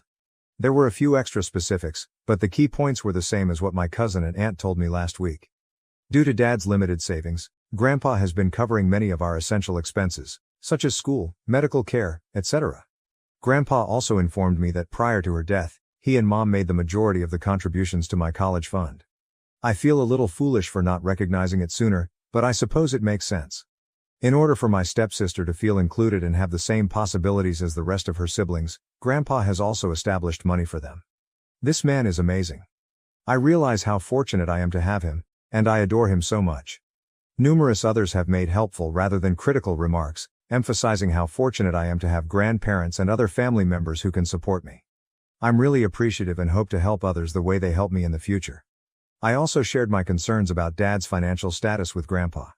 He reassured me that Dad would be all right, he would simply need to practice more frugal spending for a bit. Grandpa vowed to never let any of his children or grandchildren to endure hardship or lack basic necessities. He's attempting to teach Dad a lesson that he probably ought to have learned long ago, as many of you have already noted. I have therefore made the decision to keep my distance and not tell Dad that I'm an expert. I think it's best if he keeps believing I'm in the dark, even if several of you suggested that I approach him. Finally, we discussed the reasons behind Dad's expulsion of me. I could see that Dad's actions had hurt both Grandpa and Grandma, but Grandpa also had no response. He claimed that he approached his father for an explanation but received none. I'll continue to make an effort to connect with my siblings outside of my father and stepmother for the time being. Additionally, I'll attempt to schedule weekly dinners with them. Even though I'm aware that most of what you have all stated about my father is accurate, I still want to make an effort to keep in touch with him, if not for his benefit then at least for the benefit of my siblings and me. Don't worry though, I won't allow him to harm me once more. Update from dinner. Last Thursday. A few individuals messaged me to inquire on the dinner's success, but there isn't much else to say. I went there after work on Thursday, and my goodness, I missed my siblings terribly. I stayed with them most of the time. My baby sister is so adorable that I could eat her up, and my baby brother has grown up a lot. No matter what, I never want to be separated from them again. The only person I maintained in frequent communication with via phone calls and texts was my stepsister, Cassie. I unintentionally included her name in my initial post. She is a wonderful lady, and while she is aware that I didn't leave amicably, she is unaware of all the specifics or financial information. She was overjoyed when I asked whether she would want to spend some time at my place for an overnight. She would have started packing right then and there if I hadn't intervened. Guess where my stepmother's mother is staying while she's still there assisting with the baby? In my former room. The baby's room has been converted into a guest room, and because it's closer to the master bedroom, it's now my stepmother's former office. It was a little painful. Her mother continued to monitor me, even though I've only met my stepmother's parents a few times and they've always been kind to me. She was continually watching me, as if she thought I might take anything, regardless of where I went or what I did. She refused to leave my side while I held the infant. In any case, supper went as smoothly as you can imagine except from that. I was happy to see my siblings and play with them for a few hours, even though it was a little weird. I told Cassie at the end of the night that we should have a sleepover that weekend. Absolutely not, her grandmother said right away, but I was surprised when my stepmother intervened. She said I could pick Cassie up for dinner on Saturday after soccer practice if she wanted to. My stepmother gave me a very sincere hug as I was leaving. We've always had a decent relationship. As I stated in my first post, but I kind of came to believe that she's just a bad stepmother because so many people have said it. I felt really emotional and bewildered when I left. In the afternoon of Saturday, I picked Cassie up. She compared shawarma to a pork burrito when we first tasted it after watching Inside Out. There isn't much of a difference. Spending the day with her was wonderful, and I'm thankful that she's in my life. After dropping her off on Sunday, I walked inside to visit my other siblings. Dad was out meeting a friend from work, so he wasn't there. In case you were wondering, my stepmother used to work for an advertising firm but is now a stay-at-home mother, and my dad is a lawyer. On Friday, we have another supper planned. I don't want to bring it up right now, but I'm not sure why Dad wanted me to move out or why he charged me rent. I would prefer not to take the chance of destroying my bond with my siblings. Since things are finally settling down to regular living, I'm not sure whether there will be any more updates. Second update, things have been quite routine since my last update. The Friday before last, my dad and I had another meal. I chose to ignore stepmom's mother, who I'll call Evie, for evil, even though she was still giving me the evil eye. I was considering taking my younger brother to the park yesterday, and I had planned another supper for last Friday. Dad needed to talk to the entire family, so he called on Wednesday to ask if I could reschedule and go to Grandpa's on Saturday instead. In the interim, Cassie has informed me that my stepmother, I'll refer to her as Shay, and Evie have been having a lot of arguments. Shay's father, who I'll call Libby, short for lying bastard, arrived last Sunday. On Monday, Libby and Evie returned home after what seemed to be a major altercation. I went to Grandpa's yesterday afternoon, and my aunt was there as well. Dad and Shay showed up shortly after with Cassie. Dad apologized to my grandparents and to me, obviously humiliated. Additionally, Shay expressed regret to me and Dad explained the events of the previous few years. Cassie was there for the entire chat, but she didn't know all of it, while I did. Though it may be a little disorganized, I will attempt to explain everything here. Grandpa and a friend founded a business years ago, and it was a huge success. Grandpa sold the business and made a substantial profit when Dad turned 25. He made the decision to give a home to each of his children. With the understanding that they would use it to pay off debts or purchase homes, he gave each of his children $350,000. Grandpa didn't want his children to experience homelessness since he had witnessed it happen to others.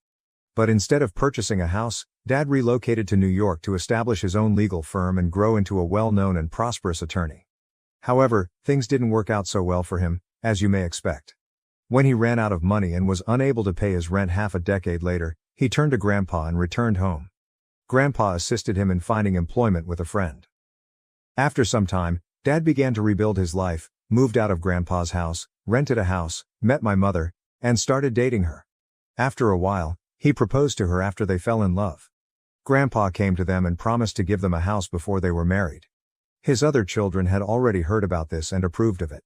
The house would remain in Grandpa's name and eventually go straight to Dad's children in Grandpa's will though, because he didn't completely trust Dad and he wanted to make sure Dad's future children would always have somewhere to live. I was therefore wrong in the past. Only my dad and two of my cousins reside in the houses that Grandpa owns. My uncles and aunts do not. After that I was born, and for a while, everything was fine until my mother died. When Dad found it difficult to care for me by himself, Grandpa began to provide financial support. After a few more years, Dad got to know Shay. However, Dad never mentioned any of this to her since he felt ashamed about not owning the house and Grandpa's financial help. Dad was only a mediocrely accomplished lawyer in her eyes. She asked if she could become a full-time stay-at-home mother after they were married and she fell pregnant. Too ashamed to refuse, Dad assured her it was all right. Dad was having even more trouble now that he had 3 children and a stay-at-home wife. Dad's savings were running low, but Grandpa was still assisting. In order for Grandpa to continue helping for the benefit of the children, Dad acknowledged that he partially blamed Shay on Grandpa, suggesting that she was to blame for his financial difficulties.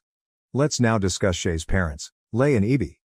They started telling Dad that I was being spoiled, that I would handle money carelessly, and that I had an easy life because they thought he was a successful and affluent lawyer. Lay would tell Dad stories about how, at my age, he had to pay his father rent and how he did the same with Shay's brother, who pulled himself up by his bootstraps and became successful and independent. It seems that Dad was affected by that attitude. He started to worry that rather than succeeding on my own, I would become reliant on him or, more likely, Grandpa and his wealth. Even though Grandpa had successfully raised 3 of his own 4 children, he began seeking parenting counsel from his in-laws instead of Grandpa because he was afraid I would become like him and want his dad's financial assistance. He told me that he felt humiliated, which seemed to influence a lot of his choices, when I questioned why he didn't speak with Grandpa first. In reality, Lay came up with the rent notion. According to Dad, his first intention was to save the money and then return it to me.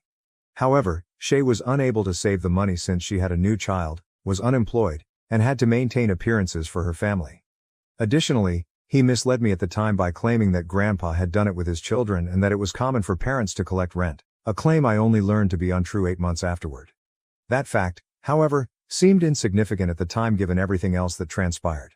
I didn't reveal something in my earlier posts because, at the time, I didn't believe it was important. I belong to the LGBTQIA+ group. I've been honest about this, and before my mother died, I told her about it. I don't market it, but this will be important in the future. Anyway, to continue, Lay starts to confide in Dad. Among other things, Lay starts recommending that I move out, and Dad starts talking to him about his financial difficulties. Dad initially dismisses the notion.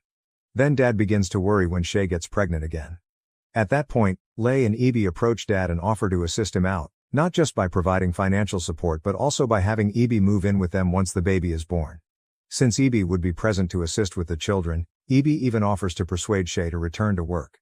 However, they stated that I would have to move out in order for this to occur.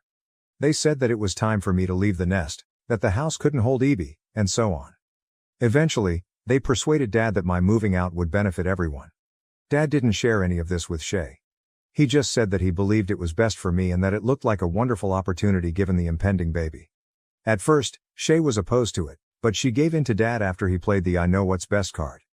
I have to move out, they said. In a recent piece, I explained events from my perspective. Grandpa went to Dad's house that day, and they got into a heated argument, not just between Dad and Grandpa but also between Dad and Shay. At that point, Shay learned that Dad was reliant on Grandpa, had virtually little funds, and did not own the house. At this point, Dad's agreement with her parents remained a secret. After that day, I asked Shay why she was acting so rudely toward me, making me feel uncomfortable and wanting to leave. After looking astonished, she apologized and began to cry, stating that she was upset with Dad and never with me. She was unaware that she was somewhat to blame for my departure. I told her it wasn't her fault, and I was crying too. Gentlemen, I believe her, even though I know a lot of you have said negative things about her. And I don't blame you. You can't fake the expression on her face when I informed her I didn't feel welcome. She was merely attempting to give me space, but I'm beginning to believe that she is just as much of a victim of Dad's behavior as I am. To recap the facts, once I moved out, Grandpa stopped providing Dad with financial help and began charging him rent for the house. The one expense he kept covering was Cassie's schooling. Now that everything is public knowledge, Dad and Shay have had to reduce their spending, which includes selling her car and giving up nice meals and snacks.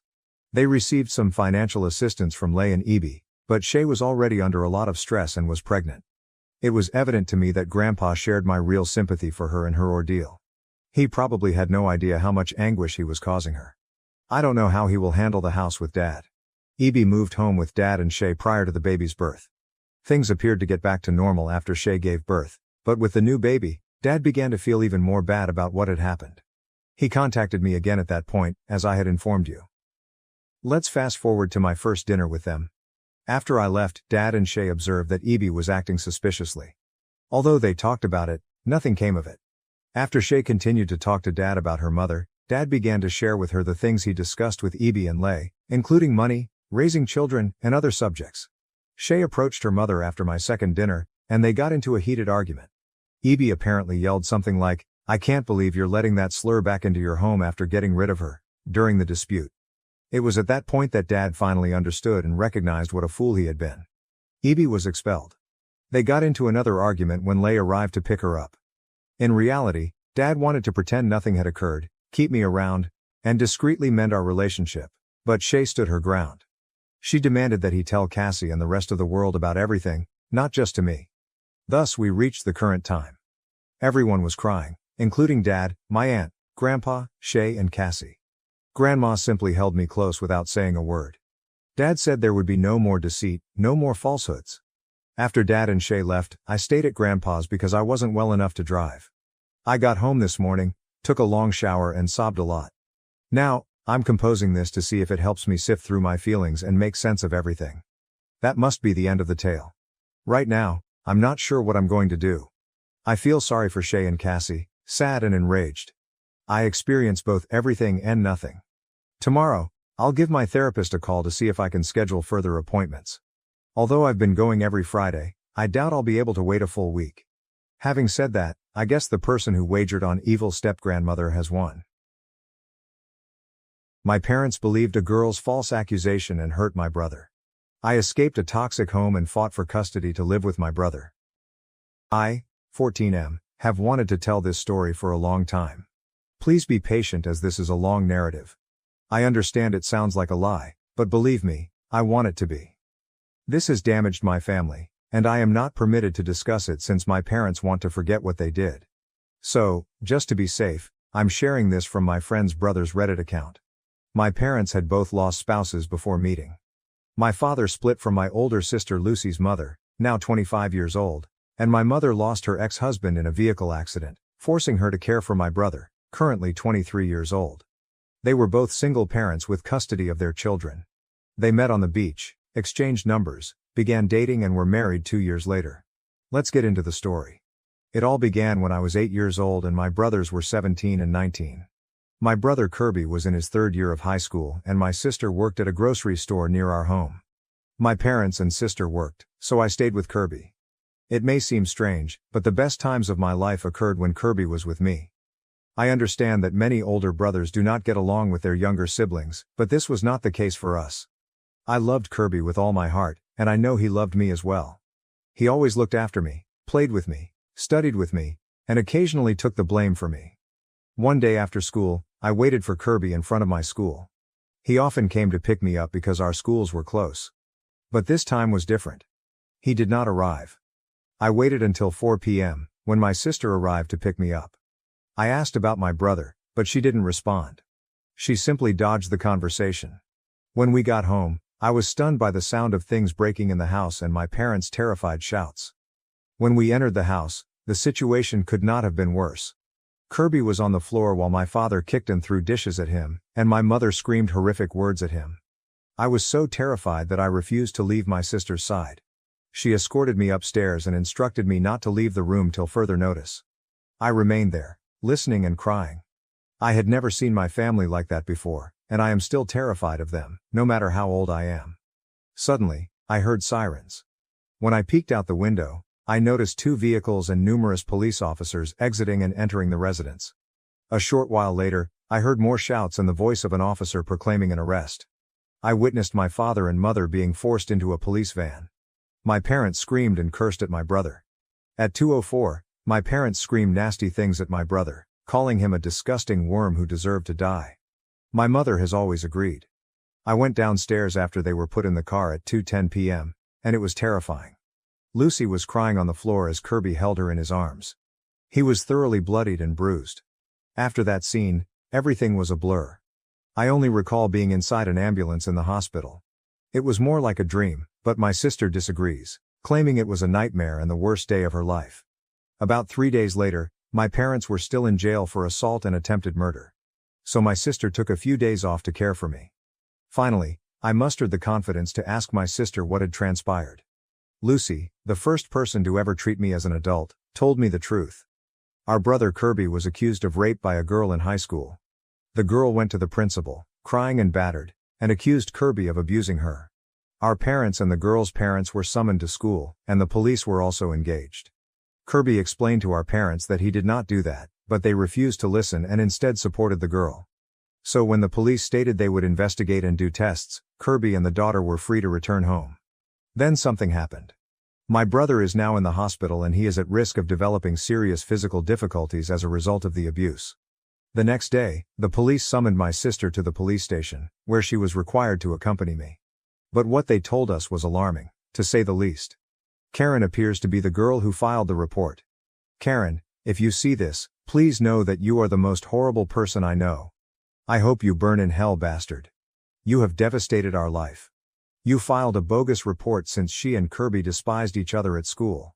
And after another fight between the two, she injured herself and planned to claim he hit her. However, the plot evolved to a rape in the hopes that she might expel my brother from school.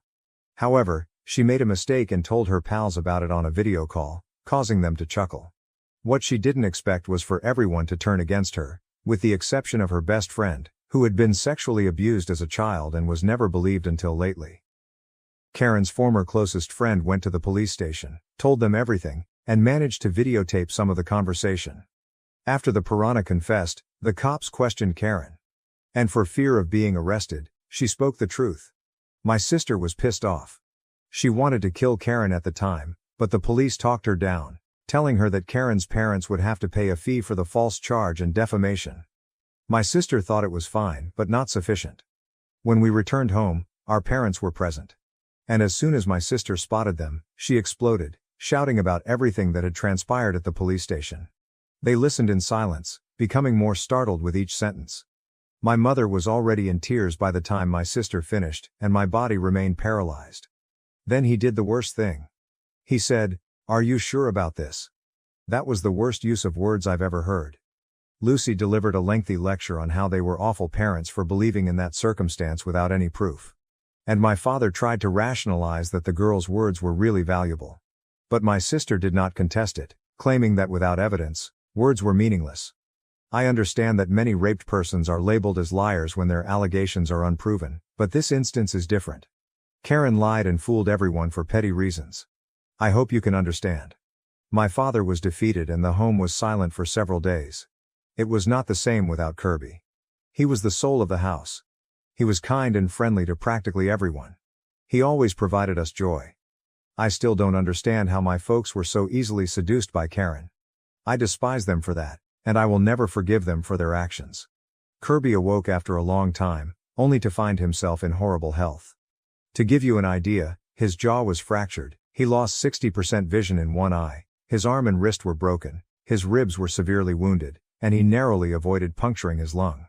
His leg was so severely wounded that he would never be able to walk normally again without assistance. It also caused him to experience post-traumatic stress disorder, sadness, and anxiety. My brother was never the same. He is still in serious pain and requires a lot of controlled medicine. He didn't talk for weeks, and when he took out the gadget that held his jaw in place, it didn't change much. He only responded when we asked a question. When he was hungry, he didn't say anything and he frequently burst into tears. I believe it was due to the trauma. I wanted to hug him, but his injuries were so terrible that it was dangerous. My parents tried to visit my brother several times. My mother begged and my father tried to push us to accept them. But my sister prohibited them since she knew my brother didn't want to see our parents. And she told them that, but it wasn't sufficient. My mother was unable to visit him one day due to work, but my parents viewed this as a chance to pay my brother a secret visit. I believe their thoughts would be something like this. Let's go see our son, apologize, he accepts, we'll be fine, and we'll be one big happy family again. What a big mistake. As soon as they entered the room, my brother let out the biggest scream I'd ever heard from him. Soon, physicians and nurses entered the room to try to calm my brother down. He commanded, "Get them out of here. They're murderers. They have come to kill me. Please take them out of here," Kirby yelled out, and then fainted out from tension. Of course, following that, my parents were banned and barred from visiting Kirby. Only my sister and I were allowed to see him. My mother sobbed all night and my father blamed our brother, claiming he was exaggerating. Kirby was released from the hospital after months of physical and mental recuperation. My parents had the guts to invite him home. However, Kirby replied, "I would not return to this house even if it were the last location on earth. I am now motherless. I hope you both pay for what you've done to me." Kirby moved to live with his paternal grandparents, who had no idea of the circumstances before then. They took preventive precautions against our parents.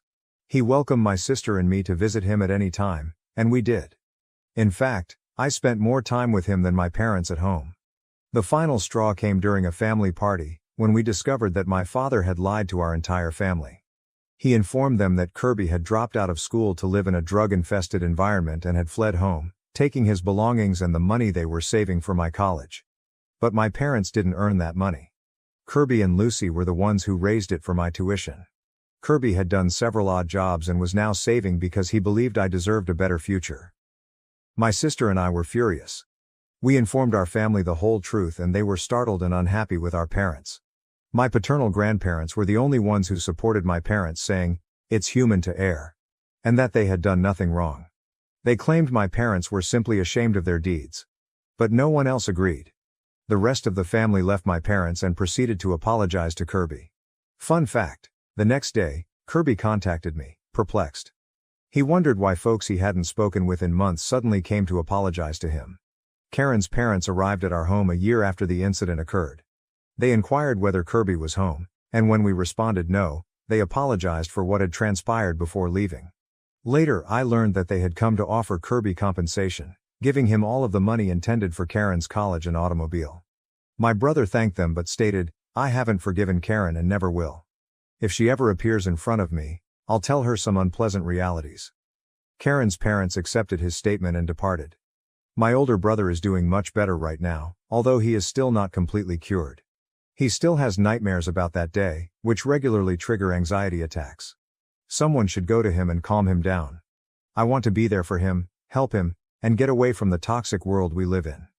That is why I have opted to move in with Kirby initially. I spoke with my brother. He was hesitant at first, but eventually accepted the idea and told his grandparents, who consented. I also chatted with Lucy, who felt it was an excellent idea. However, when I spoke with my parents, the tale was completely different. My mother burst into tears, and my father got hysterical, claiming that everyone had already abandoned them and that his youngest son would do the same. I became upset and informed him that I had already abandoned him that fateful afternoon and that he would never accept me back. My father, a guy in his 50s who had always said that sobbing was for sissies, began wailing like a baby. He explained that he had already lost everything and did not want to lose me as well. I couldn't bear the situation, so I left the house and went to a friend's house to vent. My friend admonished me, telling me that I shouldn't forsake my parents like that.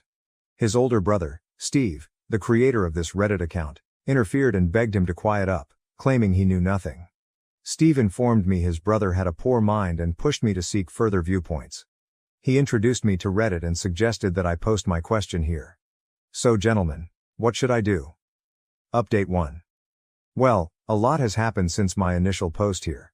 I had a question, but I'd like to thank everyone for helping me make up my mind. Thank you so much for your encouraging words, and thank you to Steve, the owner of this account, for his support as well. Let's get started. I ended up fleeing my home since my parents banned me from leaving. I waited until they went together to go shopping, something they frequently did without me because they treated me like a child and assumed I'd just beg them to purchase stuff. However, this time, they pushed me to join them, which threw off my plans. I opted to pack the essentials in a backpack, along with some snacks to keep me going. As soon as we were to the market, I wanted to use the restroom. Fortunately, my parents were so preoccupied with how the price of food had risen that my father simply instructed me to leave and return shortly. Plot twist, I did not come back. I dashed out of the market and boarded the bus closest to Kirby's grandparents' home. When I arrived, Kirby's grandma welcomed me and encouraged me to relax while I waited for Kirby and his grandfather to return home. When they arrived, I informed them what had transpired, including what I had posted on Reddit. My brother's reaction was not what I was expecting.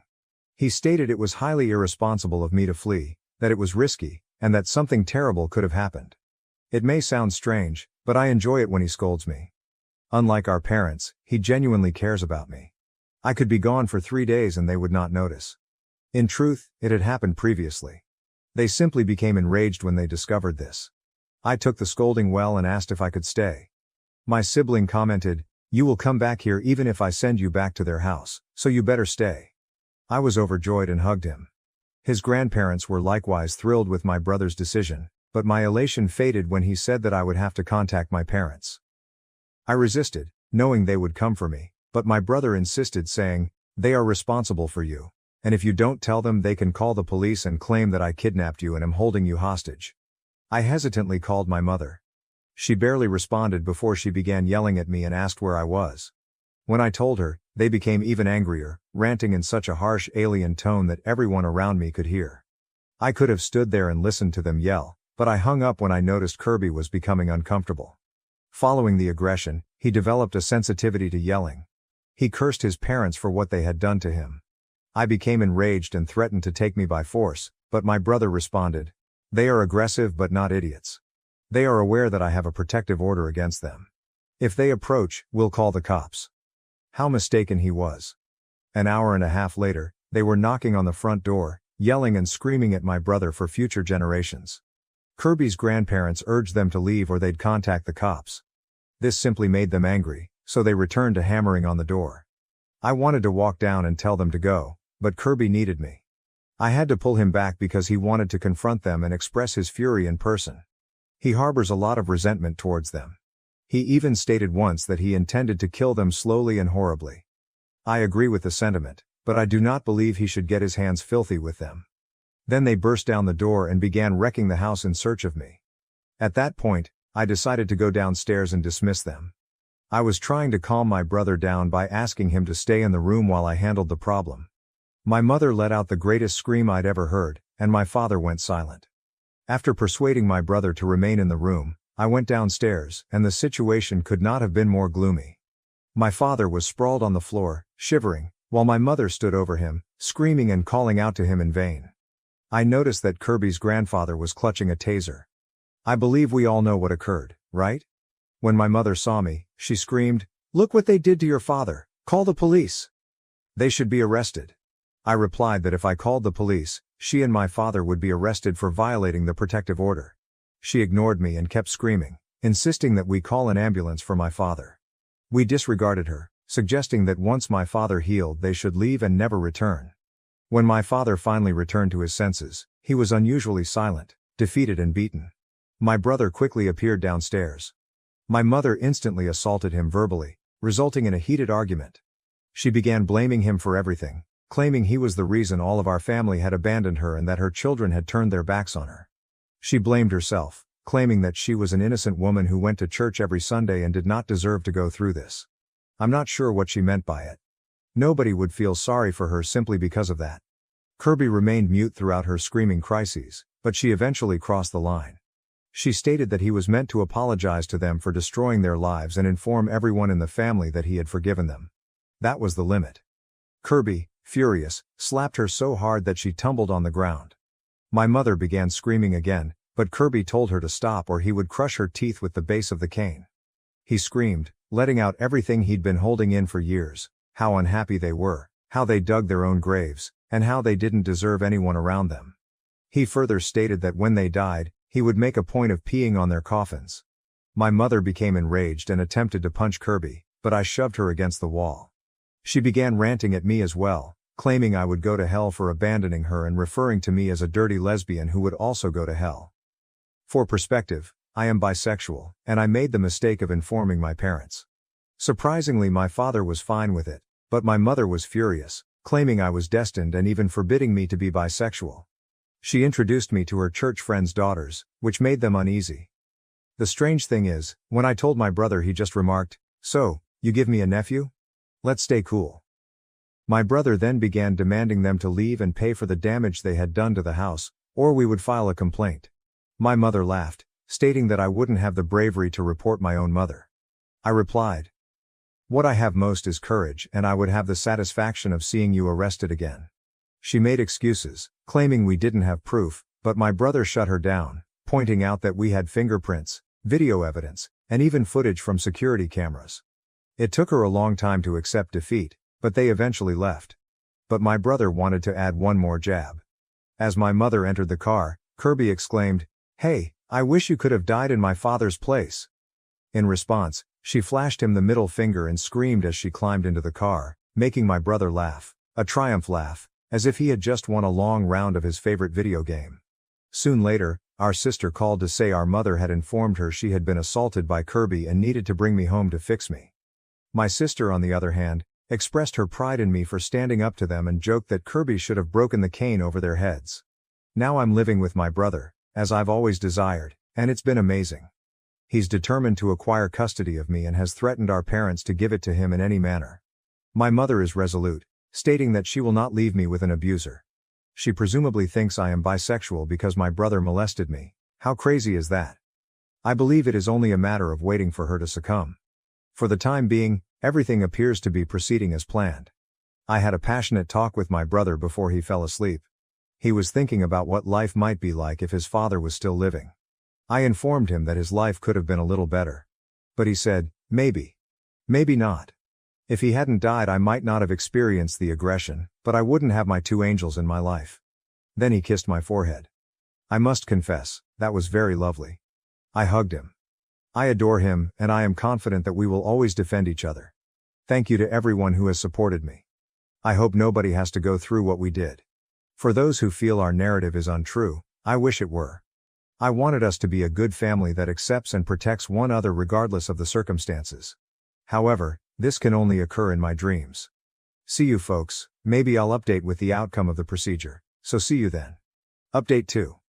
Hello everyone, thank you very much for your support. Believe me, I am fine, and my brother is better, but fine is insufficient for him. He wants my custody at any means and is pursuing my parents with everything he has. Well, I wouldn't be here just to say we're fine, so let's get to the point. We were enjoying a peaceful afternoon when there was a knock on the door, which had already been repaired by a friend of Kirby's grandfather. I went to answer it, but was astonished to see my father present. I immediately sent him away, but he said that he simply wanted to communicate and didn't want to make a fuss. I told him to **** off and that we would only communicate in court. However, my father insisted and Kirby's grandparents threatened to contact the police. To our amazement, Kirby said to let him in. We questioned him, but Kirby simply stated that my father was a pushy moron who would not go easily, so it was best to allow him in and get it over with. So we let him in, but we were prepared in case he became aggressive. Kirby sat at the kitchen table and we all remained in the kitchen for protection. Kirby's grandmother was recording the conversation to provide additional evidence that my father was violating the provisional measure. The conversation went as follows. Kirby responded, "Very brave of you to come back here after all you've done. My dad. I'm sorry, I swear I'll pay for all the damage." Kirby. Pay? Of course you believe you can solve anything with money, correct? But I am not talking about tangible stuff, which are replaceable. What you accomplished for me was priceless. Father, I know, I apologize, I promise I will give my life to travel back in time. I'd do everything differently. Kirby. Yeah, but you can't travel back in time. The damage is already done. You devastated me. You destroyed your family. Father, but there was an accident. If you had told us from the start, things may have been different. Kirby says, more lies. You did not want to listen to me. Do you understand what you did to me? You made me feel unworthy of living. You've made me want to die. Do you have any concept of how that feels? No, because you are the aggressor, and the aggressor will never feel the victim's terror. Son of a B***********. Kirby began to cry at that point, but it was a cry of wrath and bitterness that he had suppressed for many years. My father continued to apologize in vain, but my brother claimed that his sole motivation was to feel better about himself, not to sincerely regret what he had done. However, my father continued to apologize.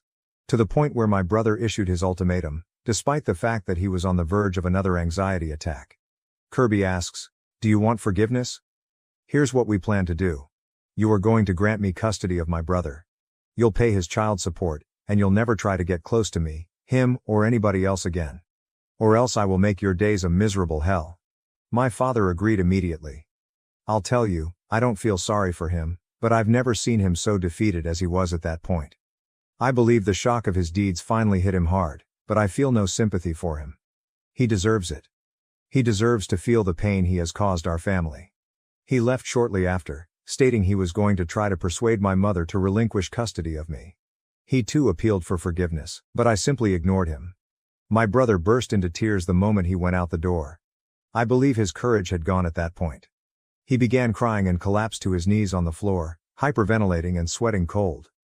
We escorted him into his room so he could lie down. We offered him anxiety medication, but it didn't seem to help. I contacted my sister and explained all that had transpired. She arrived instantly, and we all remained in the room, attempting to calm him down. My sister repeatedly told my brother that he was one of the bravest persons she knew. Despite his anxiety, he was brave enough to remain in the same room with our father, his abuser, and, as he called it, his murderer. After several hours, my brother finally calmed down and fell asleep. Lucy and I slept in his room just in case he had nightmares afterwards. But of course, nothing can end like that. My mother called us many hours later, inquiring what that demon Kirby had done to her husband. She accused my brother of having captivated her sweet hubby, and claimed he now wanted to give everything to Kirby. My sister simply ordered her to **** off, noting that at least one of them had come to their senses. So I hope everything works out and my mother finally comes to her senses and does the right thing. Thank you so much for everyone's support, especially Steve, who owns this account and has always been there for me since I first told my tale. While I'm gone, I'll give updates if anything changes. See you later. If you're asking why I use phony identities, it's to preserve my brother's privacy. I do not want their life to be invaded. Update 3. Hello everyone, it's been a while. You deserve the most recent update and I can say I'm overjoyed that it's finally finished. It's truly over, I'm free of that place and those people. In my last report, I said that my mother did not want to give up custody of me. My father threatened her in every way imaginable, but she did not care. She stated that she would never abandon me and would go to any length to reclaim my trust. So since she wouldn't give in, we turned to psychological pressure. We told everyone in our family what had transpired and how my brother wanted custody of me. The relatives knew, and they attacked my mother directly, claiming that it was the least she and my father could do to make amends for the past. However, my mother barred all of our relatives, claiming that my brother had charmed them. Typical. A week after I moved in with Kirby, she called. Karen stated, "I'll give you 2 options. You're going to come home without complaining and we'll forget all this, or you're going to stay there and suffer the consequences." I refused to succumb to her demands. I informed her that even if my brother died, he would not return to that house. So she hung up with me. I called to inform Kirby because I was concerned that she would do something damaging to him. He assured me not to worry, and that if anything happened he'd notify me. Then it occurred. The police knocked on our neighbor's door, an older lady who is quite nice. The police were summoned in response to an alleged accusation of child abuse at our residence. However, when they learned they were in the incorrect residence, they hurriedly left. I pulled things together. My mother had phoned the cops. But she's gone so far that she misplaced our address, directing the police to the wrong residence. Hours later, my mother called to suggest she could withdraw the complaint provided I went home without a fuss.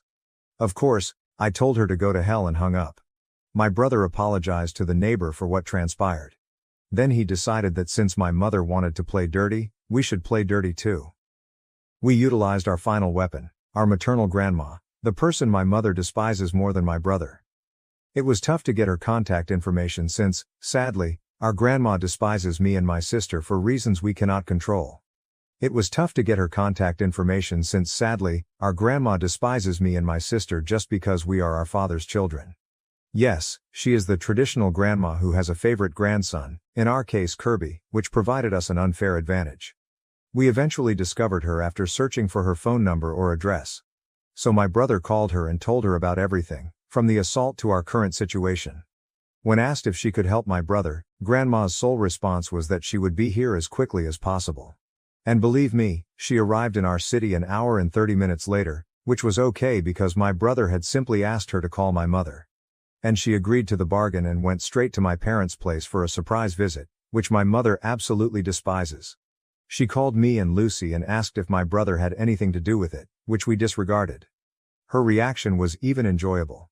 Our grandma was purposefully driving our parents insane, and they couldn't fight back because, as I know, my mother is greedy, and my grandmother owns a large plot of property that, if sold, could provide for someone for a long time.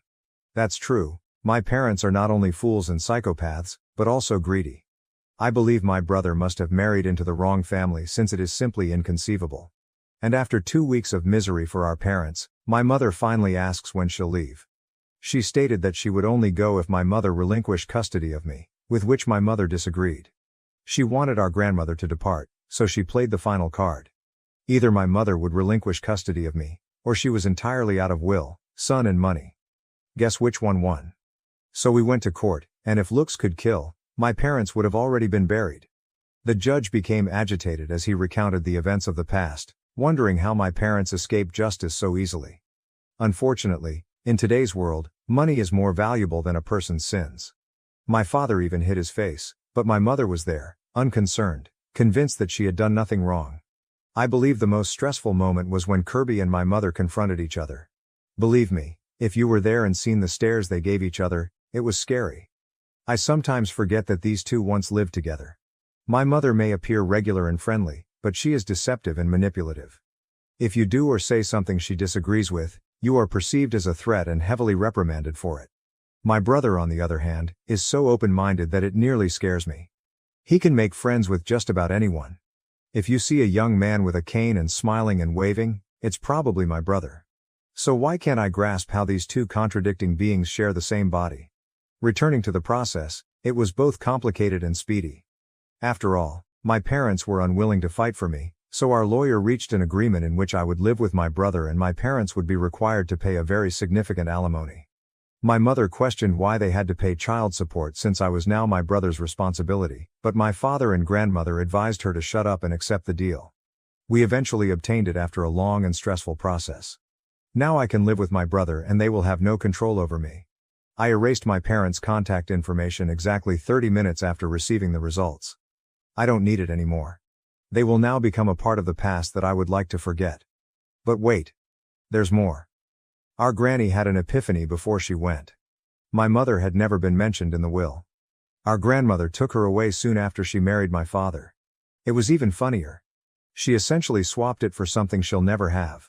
My brother is the only person mentioned in her will, which is fantastic in my opinion. Our brother Kirby got all he wanted and deserved. I'm not sure if I call it divine justice or whatever, but he deserved it, and we couldn't be happier about it. I'd like to thank everyone on Reddit and the owner of this account. I'm glad you helped and guided me during this difficult time in my life. And now there's a happy ending. Even more personally, I hope I won't have to return here until absolutely necessary. My ex-girlfriend opened up 2 credit cards in my name after we broke up. She ran up about $7,500 in debt, and her current boyfriend is now threatening me. Original post. My ex and I broke up a little more than a year ago. We lived together for a couple of years and I know she would have had access to my financial information. When we broke up, I moved out of the house we were renting and I thought I had everything of mine. Back in February when I was doing my taxes, I realized I could not find my folder with my previous year's tax returns anywhere. I assumed it got lost in the move and didn't think anything else of it. Last Friday, I got served for a lawsuit to the tune of over $5,000 for a defaulted credit card. When I went and actually pulled my credit, I saw that card had been defaulted since May and there was another one which had been closed since June for about $2,500. Seeing as I had no knowledge about this, I immediately disputed both of the accounts on all 3 bureaus' websites. I was able to talk with someone for one of the cards and they said it was opened in January, well after I had moved out of my old house, and the cards were sent there. I received the statements from the one card and it was probably 80% Nordstrom Macy's, 2 of the stores my ex loved shopping at. Pretty sure she was the one who opened the accounts, probably used my social security number from the old tax returns. I called my ex about it and she denied everything, even when I told her that eventually, if she had anything shipped to the house using a stolen credit card, she's going to get found out. She flipped and started screaming at me saying I can't seriously accuse her of anything and to never talk to her again. About 20 minutes later I get a call from a blocked number. It was her boyfriend threatening to make my life a living hell unless I stopped harassing her by claiming she stole my identity. He hung up but I was shaken up about it. I can see he's got some serious felonies just by looking at the public records on the county website. I'm kind of stuck here. I'm opening myself up to retaliation if I go forward with anything from someone who has charges of aggravated arson and aggravated discharge of a firearm, in addition to a few battery charges. I can't just not do anything though. Any advice would be greatly appreciated. Relevant comments. Commenter. Copying this for every identity theft situation I see on here, since it seems to happen a lot, where you know who the person is who stole your identity. This is all information you can find in this sub and others. 1. Call the police. You're the victim of identity theft, plain and simple. It doesn't matter who did it or what your relationship is to them. They broke the law, Now they have to face the consequences of their actions. 2. Freeze your credit. You want to make sure it doesn't happen again. Take the proactive route of freezing your credit. 3. Monitor and track your credit. You need to be alerted if anyone tries opening a line of credit in your name. This gives you a way to do it for free and it shows your credit score. 4. Warn anyone else who might be a victim. This includes family members or anyone else whose social security number might be compromised by the thief. 5. Take the police report to the credit bureaus. Give them the report number when you dispute all of the accounts. Most of the time, that will be enough for them to take the accounts off of your credit. It's on the creditors themselves to prove the accounts are legitimately yours and the bureaus aren't going to get in the middle of it. A police report goes a long way in clearing up your credit. Don't take identity theft lying down, even if it's someone close to you. If you let them get away with it, get ready for 5. 10 years of bad credit, collection agencies coming after you, lawsuits, etc. For this specific case, you need to go to the police like now. This guy seems like an incredibly violent person. I would get a restraining order as soon as possible. Does he know where you live? I also would not contact your ex at all about anything else. Let it all go through the court system. OOP. I plan on calling the police. I was just kind of freaked out about the whole situation. How do I get the police report to the credit companies? Commenter 2. File a police report for the fraud. Contact the lenders and provide the police report number and jurisdiction.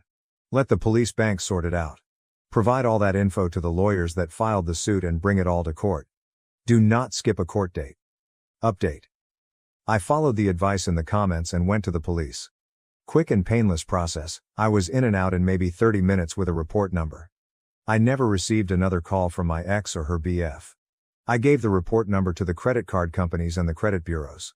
I was told I didn't have to do anything else at that point but to show up to the court date for the lawsuit. I learned through a mutual friend today that my ex was arrested this morning.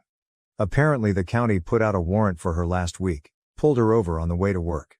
It looks like she was charged and released pretty quickly. Also, I learned my ex and the BF who threatened me are no longer together. I don't think I have to worry about him anymore. The court date for the lawsuit is later this month but everything has already fallen off my report. My score has gone up probably 200 points. I'm still going to the court date just to make sure everything is good but it's looking like all good news from here on out. Relevant comments. Commenter 1. That's awesome news. Your story will also serve as inspiration for others to pursue justice when they've been wronged. Commenter 2. Make sure you put a freeze on your SSN with all 3 credit bureaus, if you haven't done so already. My church banned our young worship leader for condemning Christian nationalism during a service. Other band members want to walk out. Original post.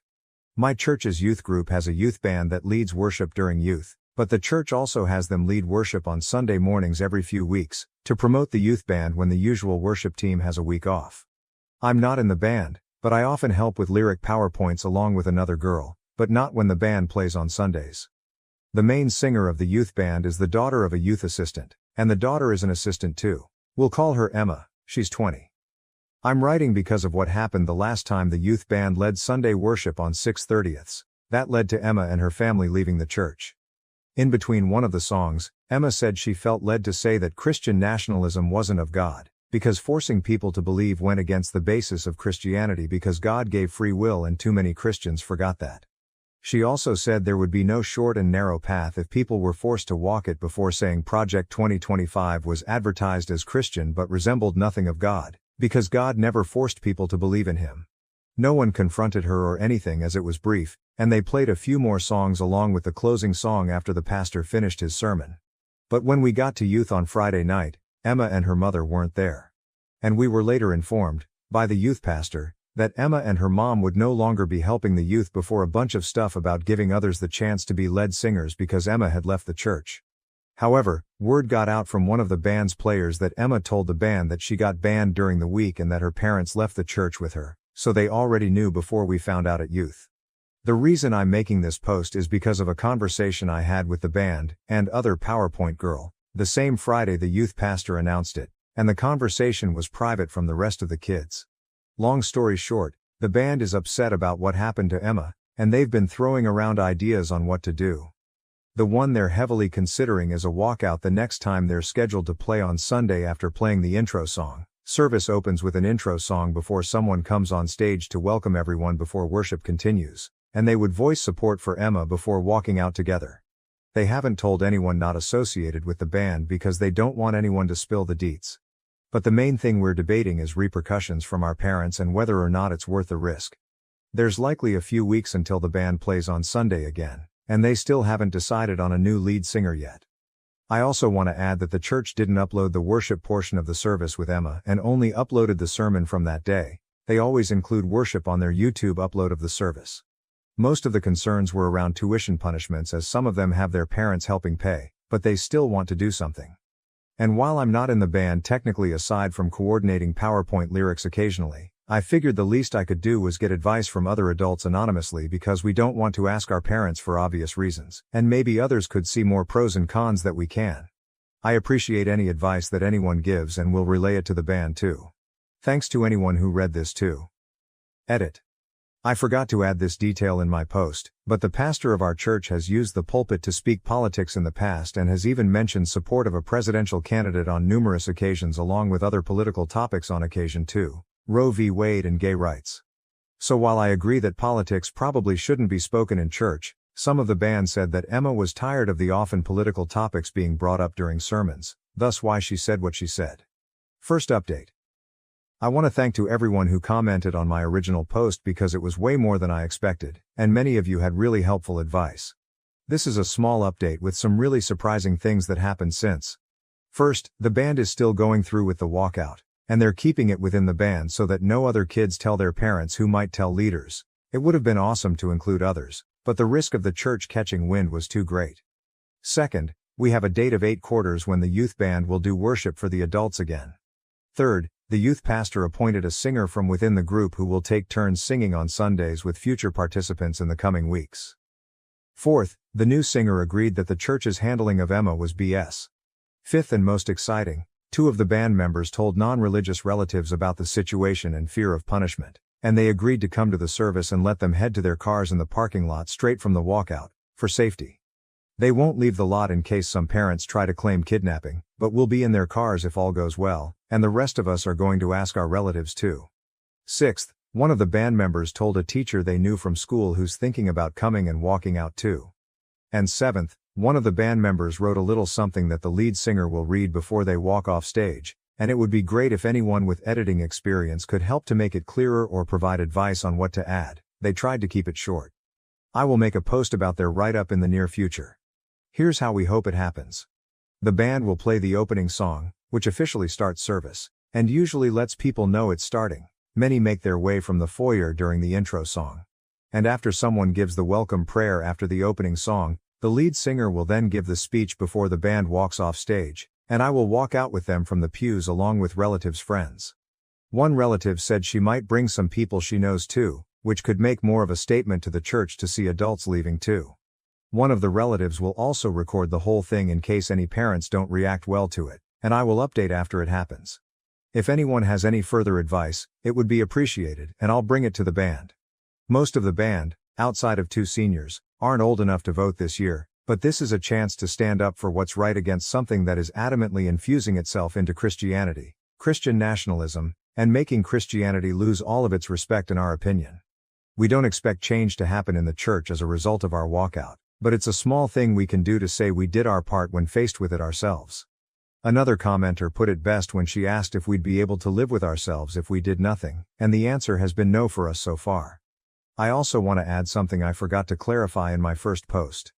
Emma didn't say what she did out of the blue.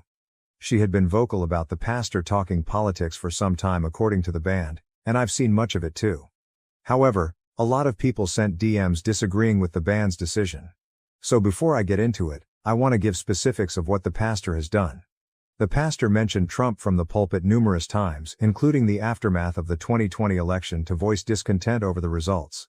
He has also celebrated Roe v. Wade's overturning from the pulpit, Pride Month during June, and even compared Trump's legal trial to how Jesus was persecuted leading up to his crucifixion. Things that have no place being vented about from the pulpit, and this has happened over the course of a few years. I received a few DMs in the aftermath of my first post, and some were encouraging while others not so much. A few people, who said they were Christians, said that Emma was wrong to use the microphone to hijack the service with her words because she should have talked to the pastor first while calling her actions immature. However, when I showed the band the advice from my posts, I also told them about the DMs, and they said that Emma spoke to a leader about the pastor's political sermons in the past. But nothing came from it as he continued to speak politics from the pulpit frequently. Some people also said that our walkout wasn't godly, because we, like Emma, would be hijacking the service for a publicity stunt when church was supposed to be about God. Some people called us immature, among harsher things. But we disagree for two reasons. First, who is supposed to call out the misuse of the pulpit if not people who attend the same church where it's misused? A few DMs said to do nothing and pray for God to change the pastor's heart, but he's been doing this for years. And second, the Bible gives guidance on how to call out improper behavior in the church in Matthew 18:15, 17. Dealing with sin in the church. 15. If your brother or sister sins, go and point out their fault, just between the two of you. If they listen to you, you have won them over. 16. But if they will not listen, take one or two others along, so that every matter may be established by the testimony of 2 or 3 witnesses. 17. If they still refuse to listen, tell it to the church, and if they refuse to listen even to the church, treat them as you would a pagan or a tax collector. Emma has already talked to a leader one-on-one, and the band has voiced displeasure about Emma's ban to the youth pastor, only for him to disagree and say that Emma was out of line. Regarding the part about tell it to the church, I suppose the how might be up to interpretation. Maybe telling the church means telling a church leader instead of the congregation on stage. But Emma and the band have talked to various leaders, including an elder too, aside of our youth leader, only for years of political rants from the pulpit to continue. When Jesus flipped tables in Matthew 21:12, we believe he did it because people were using the temple to sell things that had nothing to do with God, and we believe that politics falls into the same boat. Someone commented a link in the comments of my first post that I never saw. But I showed the band and we couldn't agree with it more. I still plan to speak with my parents ahead of 8 quarters, and I'll share the write-up the band is working on really soon. I really appreciate everyone who commented too. Lastly, I want to clarify that the walkout is the band's decision entirely. I am not a member of the band, I just do PowerPoint lyrics during youth, and I'm not even in the band's group chat with Emma. As some of the band members are contemplating punishments from parents, 2 seniors who are concerned with their parents removing tuition help, I will support whatever they decide while understanding that they have to take care of their future too, as many commented. If they decide to continue with the walkout, I will support them and walk out from the pews. But if they change their mind because repercussions are too great, I will respect that and continue to support them. Second update. I meant to get back to this sooner, but some things happened on and after 8 quarters. Since my previous post, the band decided not go through with the walkout, and Emma was a big reason why. The band told me that Emma spoke to them a few days before 8 quarters after she spoke to another bandmate who voiced concern. The girl who spoke to Emma was 15 and confided in her about physical abuse fears from her parents, and Emma spoke to the band on behalf of those fears. Emma also referenced some of the fears that the senior bandmates had about losing tuition support and told them that it wasn't worth risking their futures. Emma, unlike the band, had a full-time job to support herself, but some of the band was still tied to their parents for years. She pretty much told them to go with their gut if they had fears about repercussions from their parents, as the 15-year-old girl had, and the senior who feared losing tuition said that his parents threatened him with it in the past about something else, which is why he thought of it. I wasn't present when the band spoke to Emma because I'm not a member of the band. I only do PowerPoint lyrics and they tell me what songs before youth group, but they told me and the other PowerPoint girl afterward. So instead of playing on 8 quarters, the band collectively, and privately, resigned to the youth pastor at youth group the Friday before 8 quarters, and none of them played on 8 quarters. They also told their parents that they would before doing so, and a few of the bandmates said they were never forced to join the youth band by their parents. They simply volunteered. But that didn't mean they weren't gonna say anything about Emma's treatment. They just wanted to in a safer environment that wouldn't risk embarrassing their parents in front of the congregation, which could cost them privileges. Instead, they decided to share their write-up with Emma, who was planning on posting her own explanation of her ban from the church. Emma posted her explanation along with the band's write-up to her socials on 8 quarters regarding why the band collectively resigned, and a few bandmates decided to repost it on their socials. Emma also tagged the church's social in her post and believed that the walkout would do more harm to the band than good, so the social media route was a slightly better alternative.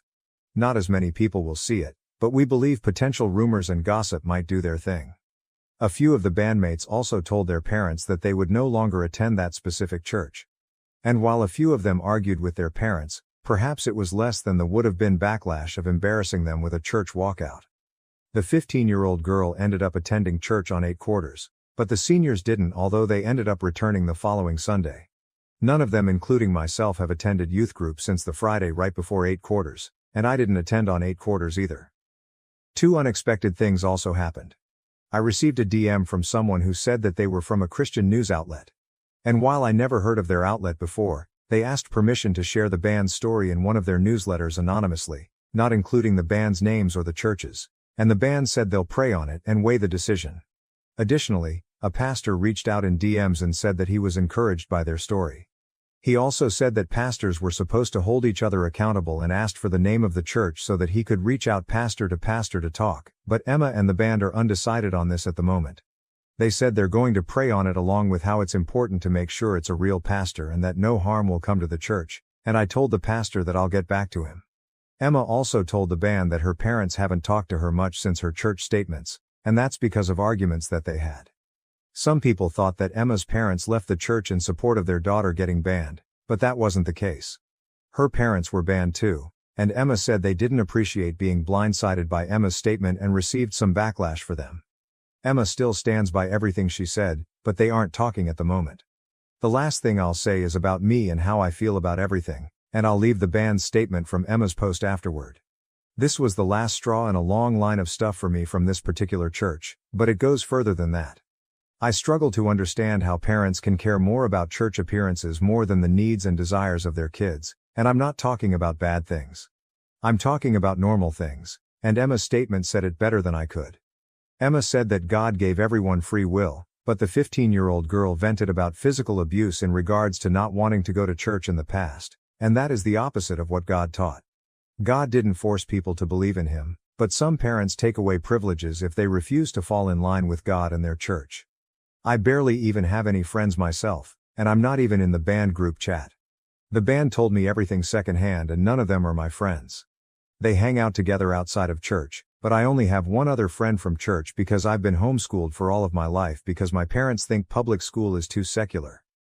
I can't even do official sports aside from sports played in the church field that our homeschool group uses, so I can't do leagues or be on any teams like high school. I just wish my parents would have let me go to school, but apparently they don't think their religion is strong enough for me to go to school and supposedly not lose my faith. Kinda like they've been keeping me on training wheels for 17 years. Personally, I need a break from church.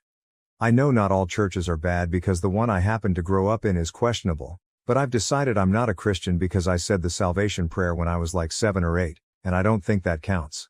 You don't know what you believe at that age because all you have is heavy bias from your parents, and I need a break to be unbiased in the future after my pastor has made some questionable decisions in recent years, venting politics in the church like the people who sold things that weren't of God before Jesus flipped tables. I'm going to try and learn about other religions because Christianity is all I ever knew, so I've stopped considering myself a Christian internally of late. Doesn't mean I'll never return, but I need a long break from Christianity because just thinking of modern Christians makes me sick. Too much hate disguised as Christianity and political overlap. I know there's good ones, but I have to broaden my perspective. And without a long break, I won't be able to be non-biased in my search. I've also argued with my parents about how I'll no longer attend church, but this is getting too long. Some of the band has faced punishments for not going, and that is the epitome of what's wrong with their twisted version of Christianity, so I hope a break will help me reset in some ways. The band's statement talked about how they would no longer attend the church, but I'm not sure if their parents were the reason they returned on Sunday morning after 8 quarters. Regardless, here is the write-up that they shared with Emma, and it's longer than what they likely would have been allowed to say before the walkout if someone cut their microphone, which is an advantage of social media in this case. This is the band write-up that Emma posted alongside her explanation of how she was banned. As Christians, we are called to worship Jesus Christ. But how does one become a Christian? By making a choice no one else can make for us, but the last part is something too many Christians forget. Jesus never forced anyone to follow him. Joshua 24:15 tells us to choose whom we will serve. But many have forgotten the part about free will and believe that fusing religion with conservatism is the way. The sole purpose of Christianity is a personal relationship with God. It has nothing to do with Christian nationalism, and those who try to use our faith as an excuse to control others are false prophets. As Christians, we shouldn't judge others because we are not God. But since our church has banned Emma and lied to the youth about how she chose to leave, we can no longer play or remain in a church where the pastor uses the pulpit to preach other than the gospel, and we pray that the true Spirit of God returns someday. New update. Something has been bugging me recently that I need to get off my chest, and I will at the end. I have not attended church in a few weeks, and I hope I never do again. My parents aren't thrilled, and we've talked about it. They haven't forced me to come, but this situation was the last straw for me. Since my previous update, one of the senior bandmates called to see how I was, and he gave an update on what's been happening since Emma's post that featured their statement. The senior who called me, John will say, has started community college. The other senior whose parents threatened to withdraw tuition has not. That senior was punished for quitting the band. The senior who called me was not. The 15-year-old girl who replaced Emma as the lead singer was forced to return to church by her parents along with another boy who was in the band too. Emma remained in contact with the band after the post, and he briefed me on what's been happening with her. Emma encouraged the two seniors to find a new church. The senior who was punished said he wasn't interested and only attended church because his parents forced him for much of his life. He also said he wouldn't attend church in the future because he wasn't ever really religious to begin with. The senior who called me, and wrote most of the statement, said he was tired of church hypocrisy and that the situation made him never want to attend church again, instead opting to practice privately on his own. Emma was sad that the situation soured their opinion of church, but she was also not looking for a new church to take time to find herself. When John asked if I would look for a new church, I told him no, but wasn't too specific other than saying I was tired. I'm going to be more specific here because some things have really been bothering me.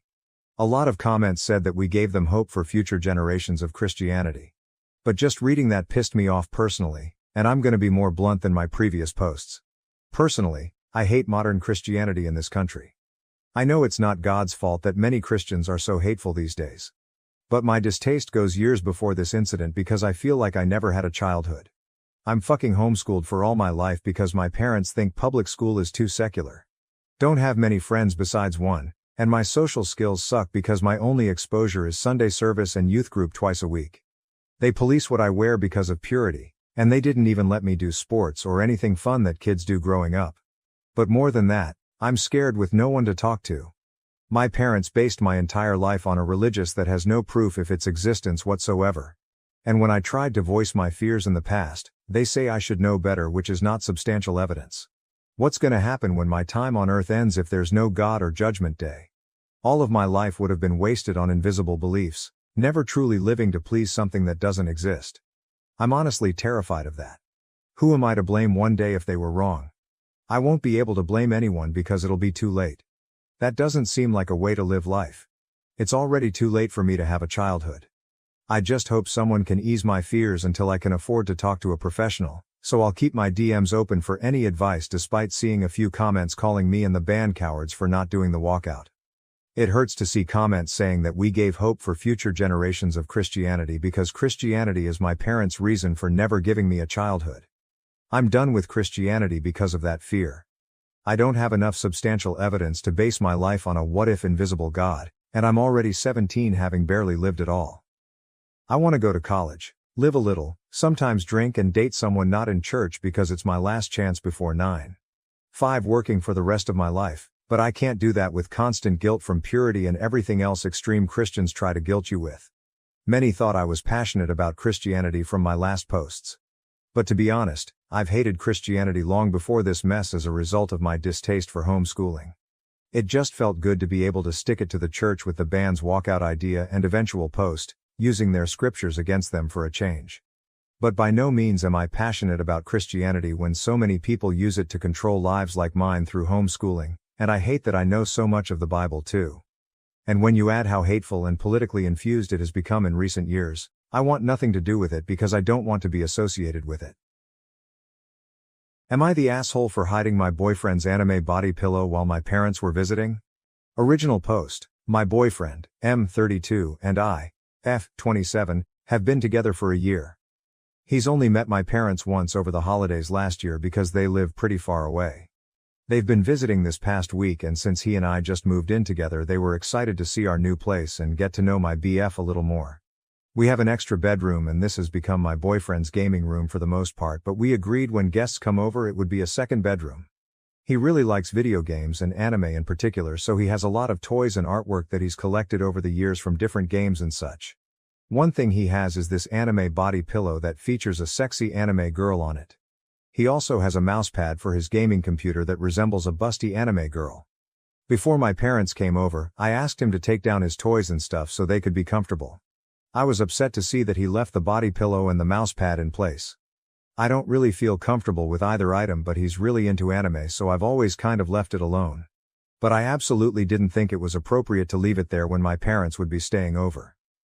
I took the cover off the body pillow and put the pillow in the closet, and I put the mousepad in a drawer in our room. When my parents arrived and we showed them to their room, my BF noticed the missing pillow and mousepad. Later, when we were in bed, he brought it up to me and asked why I hid them. I told him I didn't think my parents would feel comfortable with those things in the bedroom, and when they leave we can put them back. My BF got really upset.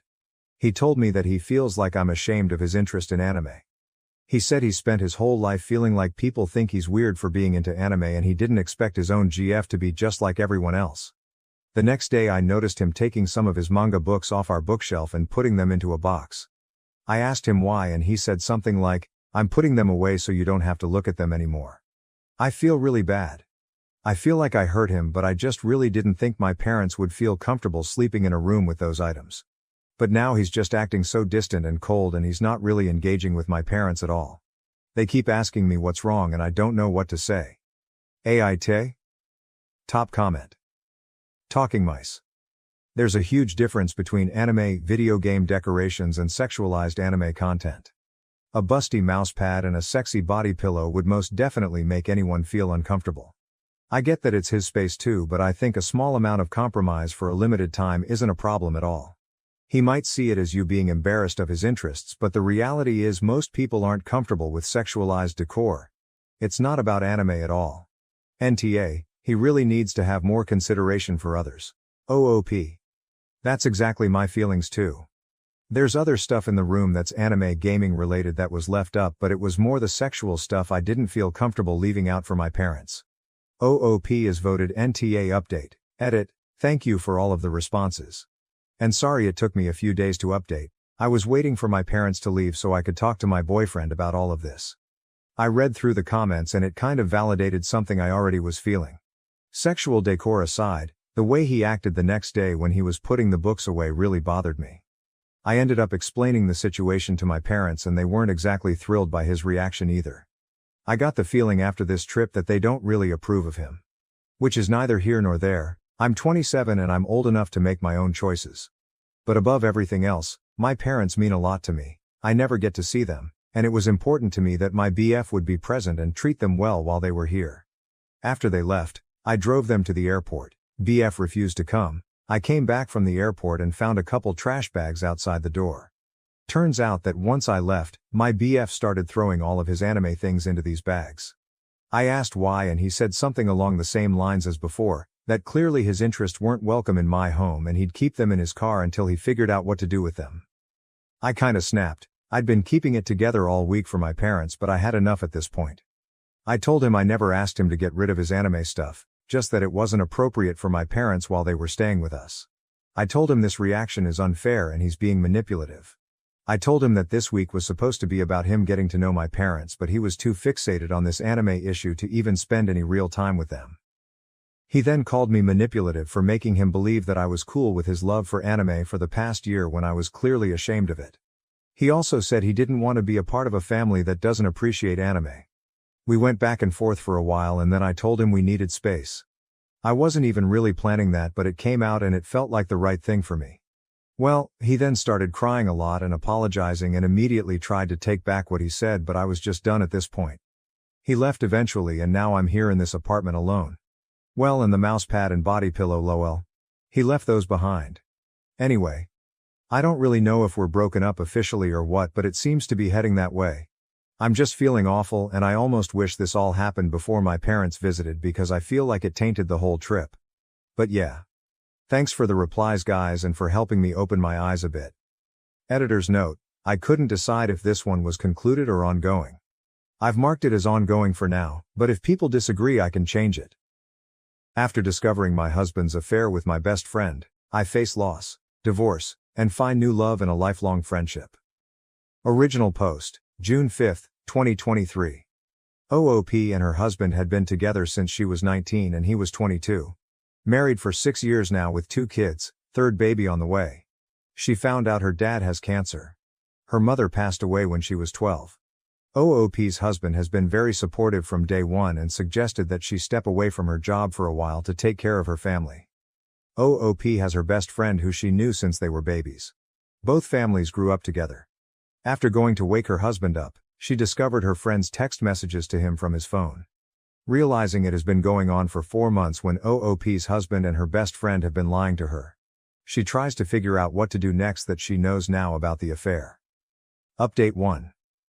June 5, 2023. Same day, 14 hours later.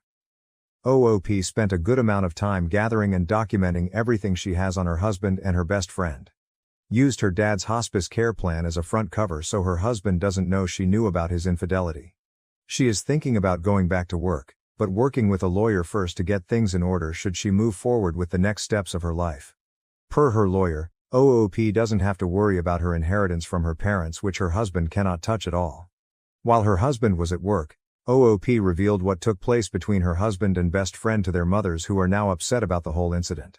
Met with the lawyer, OOP gets her finances, logistics, and everything in order to make sure she is in a good position to go after her husband and best friend. Update 2. June 6, 2023, 1 day later. OOP names the characters in the posts. MIL and File, Ruth and Joe. EXBFF's parents, Angie and Bob. XBFF, Jess/STBX, Tyler. XBFF's brother, Jake. OOP's dad. Dad. OOP provides a quick summary on how things went so quickly in the last couple posts. She was able to meet with her OBGYN on the same day to get checked, all clear. Several more tests were done and waiting for the results to arrive. OOP met with her lawyer to go over everything, including her husband's financial records, which she got a hold of to make sure her bases are covered. If everything goes well with what she got, OOP should not have any problems with getting the divorce papers within a month. Ruth and Angie, MIL and ex-BFF's mothers, told OOP what happened after both sets of parents confronted Tyler, EX, and Jess, EX-BFF. All 4 parents are very upset with both Tyler and Jess for the affair, and they have been cut off from their families. Tyler discovers OOP has moved her stuff and their children's stuff to her dad's to get away. Damaged the house and went to look for OOP. She left for her dad's cabin with her kids, now away and safe. Tyler is arrested after trying to break into OOP's dad's house, not cabin. OOP had to get her own therapy session and will set up therapy sessions for her children. Per her lawyer, OOP is collecting text messages from Jess, who told her to fix everything, especially her parents cutting her off. Blamed OOP for stealing Tyler from her. Tyler wanted to reconcile, but OOP isn't giving in. He doesn't know about the divorce papers yet until he is served. OOP suspected Tyler and Jess won't be staying together since their parents have confronted them. Jess's brother Jake is on leave from the military. He steps in to help OOP and her family per Angie and Bob. OOP thanks Redditors for continuing support as she deals with the whole situation on Tyler and Jess. Update 3. June 12, 2023, 6 days later. Tyler finds OOP's post and asks if she is serving him the divorce papers. OOP said yes. He begs for forgiveness for his behavior toward her. OOP has regular meetings with her lawyer to make sure she has everything as needed. Jake is doing great, being a great support system for OOP and her children. OOP's dad is not doing well, now in the hospital for a while. Kids are adjusting well along with therapy already set up to cope with unexpected events in their lives after moving away from Tyler. Still pregnant for a couple more months. Update 4. July 23, 2023, 1 month later. OOP's dad has died. Her marriage ended in dissolution after Tyler was served with the papers. Per her lawyer, the dissolution process was quick and smoothly after Tyler gave OOP everything she asked for in the divorce papers.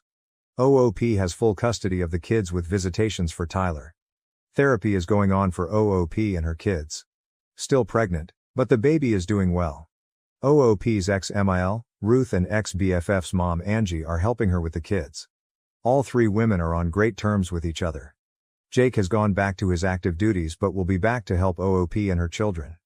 Their friendship is great and might be moving on to the next step, but Jake and OOP are taking things slowly. Tyler and Jess are no longer together.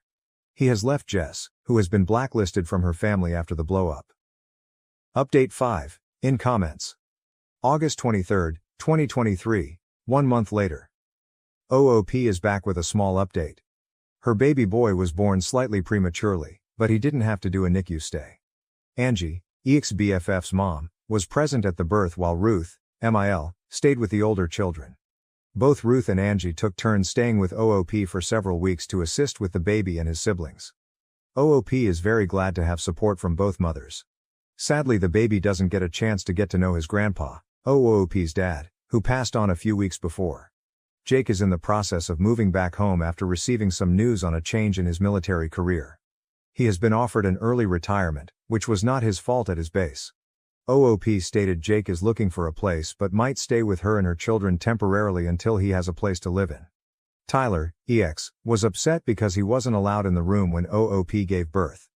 OOP will give more updates on her ex when things calm down. Update 6, October 14, 2023. 2.5 months later. OOP answers prior questions regarding Tyler before giving the latest update. MIL is no contact while FIL is low contact with Tyler when he has supervised visits with the kids. He has cheated on OOP with another girl besides Jess. OOP is not worried about Jess having a sibling relationship with Jake, brother, because they didn't have a great relationship growing up. Jake had been in low contact with Jess prior to the blow-up and has remained the same since then. OOP's oldest child understands the situation with Tyler.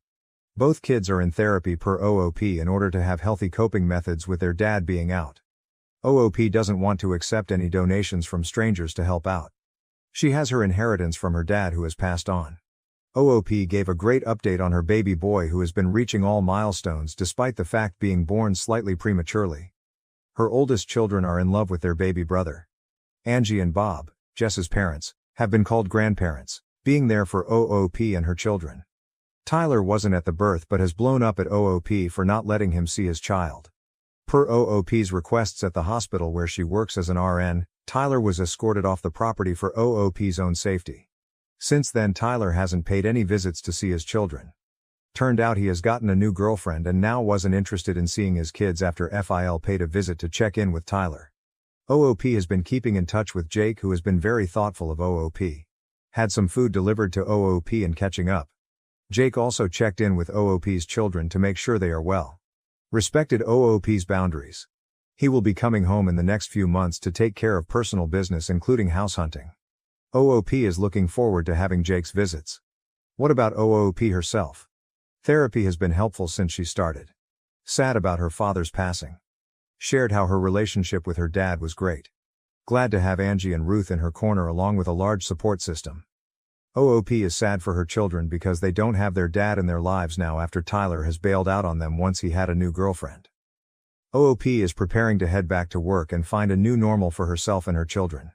Ready for a new chapter to start. Update 7, December 25, 2023, 2 months later. OOP shared a short update. She received a surprise for Christmas when Jake came home to visit her and her children. The older children have stated Santa has brought Uncle Jake home. Update 8. February 9, 2024, 1.5 months later. OOP shared some news since the last few updates. Tyler hasn't seen the kids since he started dating his girlfriend. Stopped talked with FIL, who was the middleman for OOP and Tyler for their children's visits.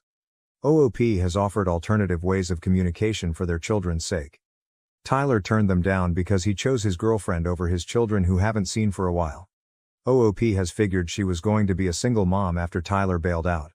Ruth and Angie have provided childcare while OOP adjusts to her work schedule.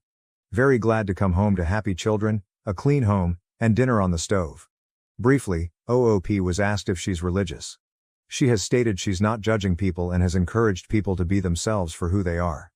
OOP shared that she's dating Jake currently. Stating the air quotes because Jake and OOP are taking things slowly. OOP received her first kiss. Went out on several dates here and there, but also included kids for movie nights at home. Things are going well for both. Jake and OOP might enter the boyfriend and girlfriend phase. Jake has been very supportive, helping OOP with her kids including the baby boy.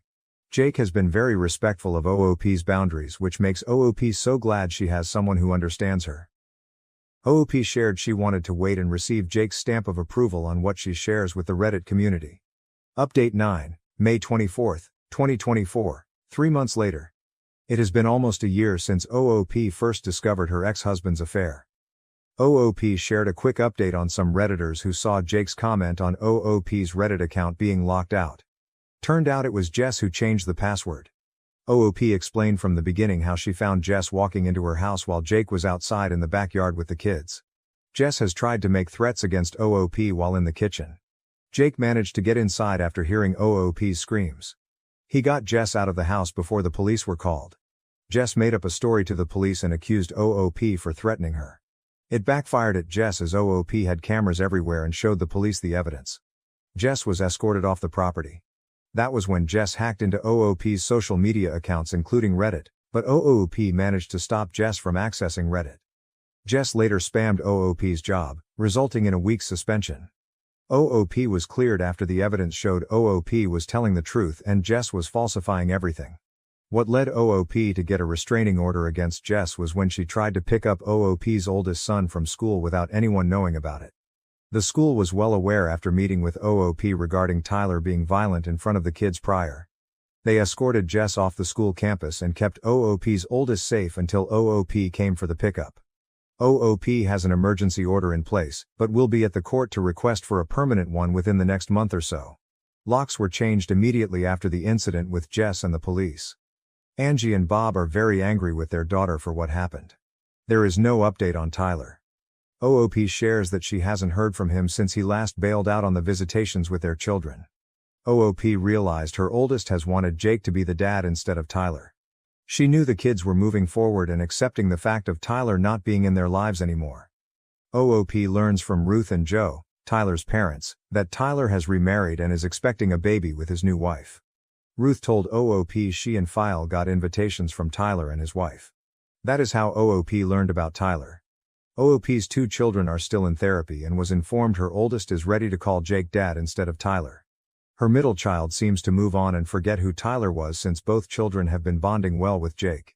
Now on to Jake. OOP realized she has been feeling so much happier now when Jake has been around and creating a healthy relationship. It is a blessing for OOP to have Jake there because he checks in regularly when he is at work or anywhere away from OOP and her kids. It showed OOP Jake cares about her and her family. Jake told OOP she is his girlfriend practically the whole time. Update 10. June 26, 2024. 1 month later. OOP is back with a new update. This time, it's on the restraining order she has against Jess. OOP wasn't approved for a permanent one, but did receive a 7-year restraining order. Where she is located, it appears to be very difficult to obtain a permanent restraining order without any additional and hard evidence that could result in a life or death situation. If Jess resumes her harassment onto OOP after 7 years are up, OOP can take her back to the courts for another restraining order. OOP requests no more questions regarding Jess as she is ready to move on after she has the restraining order in place. OOP made an additional comment to confirm her children are also included in the restraining order against Jess, so all good. Per OOP, Jake is doing great, and has moved in with OOP and her children. They are all thrilled with the next step, OOP again stating the fact she has known Jake all her life so she's not worried. There's nothing new with Tyler since he has made no contacts with his children. The children are doing well. Part 1 of 2 updates. September 10, 2024. If you are triggered by mentions of death and drug use, you should probably skip this update. I will be making an entirely different post for the life updates so you won't miss anything. Please take care of your mental health first. Hey guys, I have some news. I'm not entirely sure on how to say it, so I'm just going to say it. Jess was found deceased in her apartment from a drug overdose at the end of July. To say it was a shock would be an understatement of the century. Jess was the kind of girl who never touched a drug in her life. Even back in the day when I would partake in smoking weed from time to time, she would pick a fight with me about it. A part of me is devastated. She was my best friend and we went through so much together, we had so much history. She wrote me a letter. I'm not going to go into every single detail about it, but I will highlight one main part of it. She told me she saw I was trapped in an unhappy loveless marriage and she wanted to help me get out of it. She didn't know what to do, so one night when she started doing drugs she decided to get rid of Tyler the only way she knew how, was by sleeping with him. From there things spiraled and she fell in love with him, and became jealous because he would fill her head with pretty white lies and then go home to me. While I don't forgive her for what she did to me, I get it. I do. Jake has been blaming himself of sorts. Yes, he was pissed at her, but he didn't want her dead. None of us did. He's been having a hard time with things, but in true Jake fashion he's been shoving his grief to the side to be there for everyone else. He stayed with his parents the first month after everything happened to take care of them, and then would come check on me at least twice a day. He still won't really talk about it, so I try to be there for him in every way possible without the use of words. Angie isn't doing well. She lost a child, and even though she cut her off, that's still her daughter and she still loves her. I've been stopping by their house once a day to check on her and bring her meals to ensure everyone is eating. Jake's dad. Well, he's been handling it much better than I thought. Jess was always closer to him, but he told me, maybe I'm a heartless bastard, but once I saw the woman she was becoming I stopped thinking of her as my daughter. I already grieved the loss of my daughter a long time ago. So there's that. Just to put it out there, nobody is blaming me. They made the choice to cut Jess out of their life of their own free will, and I made it clear to them when all of this first came out that I wouldn't blame them if they wanted to keep their relationship with their daughter-sister. Angie even made it a point to tell me it's not my fault, and we hugged and cried together. We're not sure if she did it on purpose or if she had letters for everyone as a backup in case she happened to overdose, but the letters weren't out in the open by her body. They were tucked away in a drawer. To end this update, I just want to make it clear that though I had a lot of hate in my heart for Jess, there was also a lot of love there too. She hurt me and betrayed me, but had she not done that I would still be stuck married to a man I felt indifference towards and would not be as happy as I am. She did it in a fucked up way, but in a sense she did free me from my shackles. I will always love her, and this loss is one that will stay with me for the rest of my life. Relevant comments. OOP on how Jess's parents and brother, Angie and Bob, and Jake are taking the news of her death. OP. Angie and her husband are in grief counseling, but it's not something Jake is interested in. I did try to push him on it, but he said he'd rather deal with the loss in his own way. I've been respecting that choice, but I do bring it up to him from time to time to ensure no one will think any less of him if he needs help processing. I did manage to get him to attend one of my therapy sessions with me about the grief, and he did get some things off his chest, but he'd rather handle his grief quietly, so I haven't been too overbearing about it. What has OOP know so far about Jess getting into drugs? OOP, personally, I don't think Jess started doing drugs until after the affair was discovered. I think that's what triggered her into finding this new escape.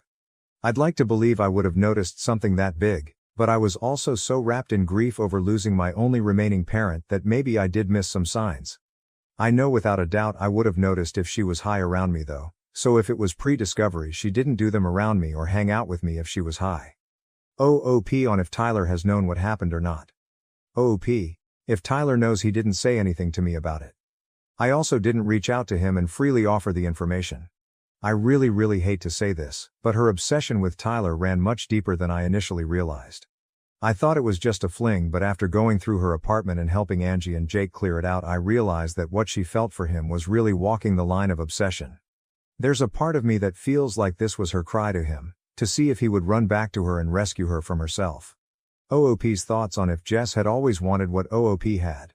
Being jealous of OOP and her life. OOP. I think you're pretty close, and this is me making an educational guess because only Jess truly knows, but I like to think I know her well enough to answer this. Had Jess and I fallen out any other way, her parents wouldn't have cut me off unless I did to her what she did to me. They would have distanced from me, and helped Jess through it. This is the first time they made this decision. We've had our fair share of arguments and her parents would take her side, even if she was wrong. Jess was very close to her dad, and while he was like a dad to me as well, we didn't really have that father-daughter bond. Angie always looked after me because my mom was her best friend, and she did mother-daughter things with me since I lost mine so young. But she did more with her own daughter than me, which I never felt ill will towards. Jess and Angie were also close, and Angie always made sure Jess never felt unloved or left out. And Jess even made comments over the years that she was glad that her mom stepped in for me, but never overstepped. They had countless talks about it to the point Jess would come to me and joke about it saying, "Mom's having one of her moments where she wants to make sure I'm not jealous or upset that she did this and this with you, lol." Her and Jake were never close growing up. More so because all of Jess's friends used her to get closer to Jake, though I'm the first friend of Jess's that Jake actually made a move on. He would ignore the friends and Jess would blame him for it. I'm going to try to word this as gently as possible without trying to sound like a complete asshole. Jess was always boy crazy, the girl who was constantly vying for a man's attention. While I don't think there's anything wrong with that, there is something wrong in how Jess went about it. She saw men as a way to prove her worth. However, teenage boys and even men can be pretty shallow, and the men Jess typically went after were pretty shallow. Jess was always bigger. I wouldn't say she was full out fat, but she had a belly and hips, and I didn't stay over 100 pounds until I had my first child, and even then I was still skinny. So of course, these shallow ass men, when they saw her and I together they would divert their attention to me instead of her. I of course always ignored them, but I think that had set a deep-rooted insecurity in her, that she was always second best to me when it came to men. I never saw it that way, and I never went after the men she liked. I married Tyler, and shortly after I married Tyler, Jess got married to the guy I had a crush on in high school. I truthfully didn't care because it was an innocent crush and I never acted on it, but the guy was an ass and in his wedding speech made a comment about how he got second best to what he really wanted, and everyone hated the guy. All of us begged her to not marry him once he showed his true colors long before that wedding speech. But she saw it as me being jealous and we actually stopped talking for a while because of it. So I think getting my husband to sleep with her was her way of proving she wasn't second best. Only when my husband didn't pursue a relationship with her like she hoped, she became obsessed with the idea of him and trying to prove she was the better lover. I don't know what the end goal was truthfully, but I just hope she's at peace now. Part 2 of 2. Updates, September 10th, 2024, same day, 1 hour later. Hey guys, I know the last post was heavy, so if you need someone to talk to please feel free to reach out. I understand stuff like that leaves its mark. Here's to a more cheerful update. Tyler is still MIA from the kid's life. Still hasn't reached out, and I'm not chasing after him to be involved with the kids. They deserve more from their dad. The kids are doing just wonderful. They've really taken to Jake, even the baby calls him Dada, and once he and I had a long talk about it, I've decided that if the kids want to call him Dad I won't intervene. My oldest made the transition from Uncle Jake to Dad, my middle child still calls him Uncle Jake but that's completely fine with me. How they want to pursue that relationship I will let them. Jake actually started coaching their indoor soccer league and they love having him there. The house just has this sense of peace now, and all of them are just so happy that it makes my heart so full. I did have a conversation with them about Aunt Jess being in heaven with Papa and they took it well, probably because they've hardly seen her in the last year. Tyler's parents have still been just as involved and are actually really close to Jake's parents. They've all been so wonderful that sometimes I feel like I'm dreaming. Angie, and I think the fake name I assigned Angie's husband was Bob, please bear with me if I'm wrong. Bob has retreated a little from the kids' life to deal with their grief, which I completely understand. They do still see the kids at least once a week and Angie mentioned it helps her, spending time with them. Roughly 2 weeks after Jess passed away, Jake asked me to marry him. I told him I wasn't saying no, but I wanted him to sit with this a little longer and make sure this was something he actually wanted and he wasn't making a hasty decision in the midst of grief. A month later, after the dust had started to settle and things were slowly falling back into our routines, he asked me again. He had this whole speech about how he's wanted this for as long as he could remember and even mentioned how when we were kids he said he would marry me when we grew up. It's true he did say that to me when I was like 5 lol, so I said yes.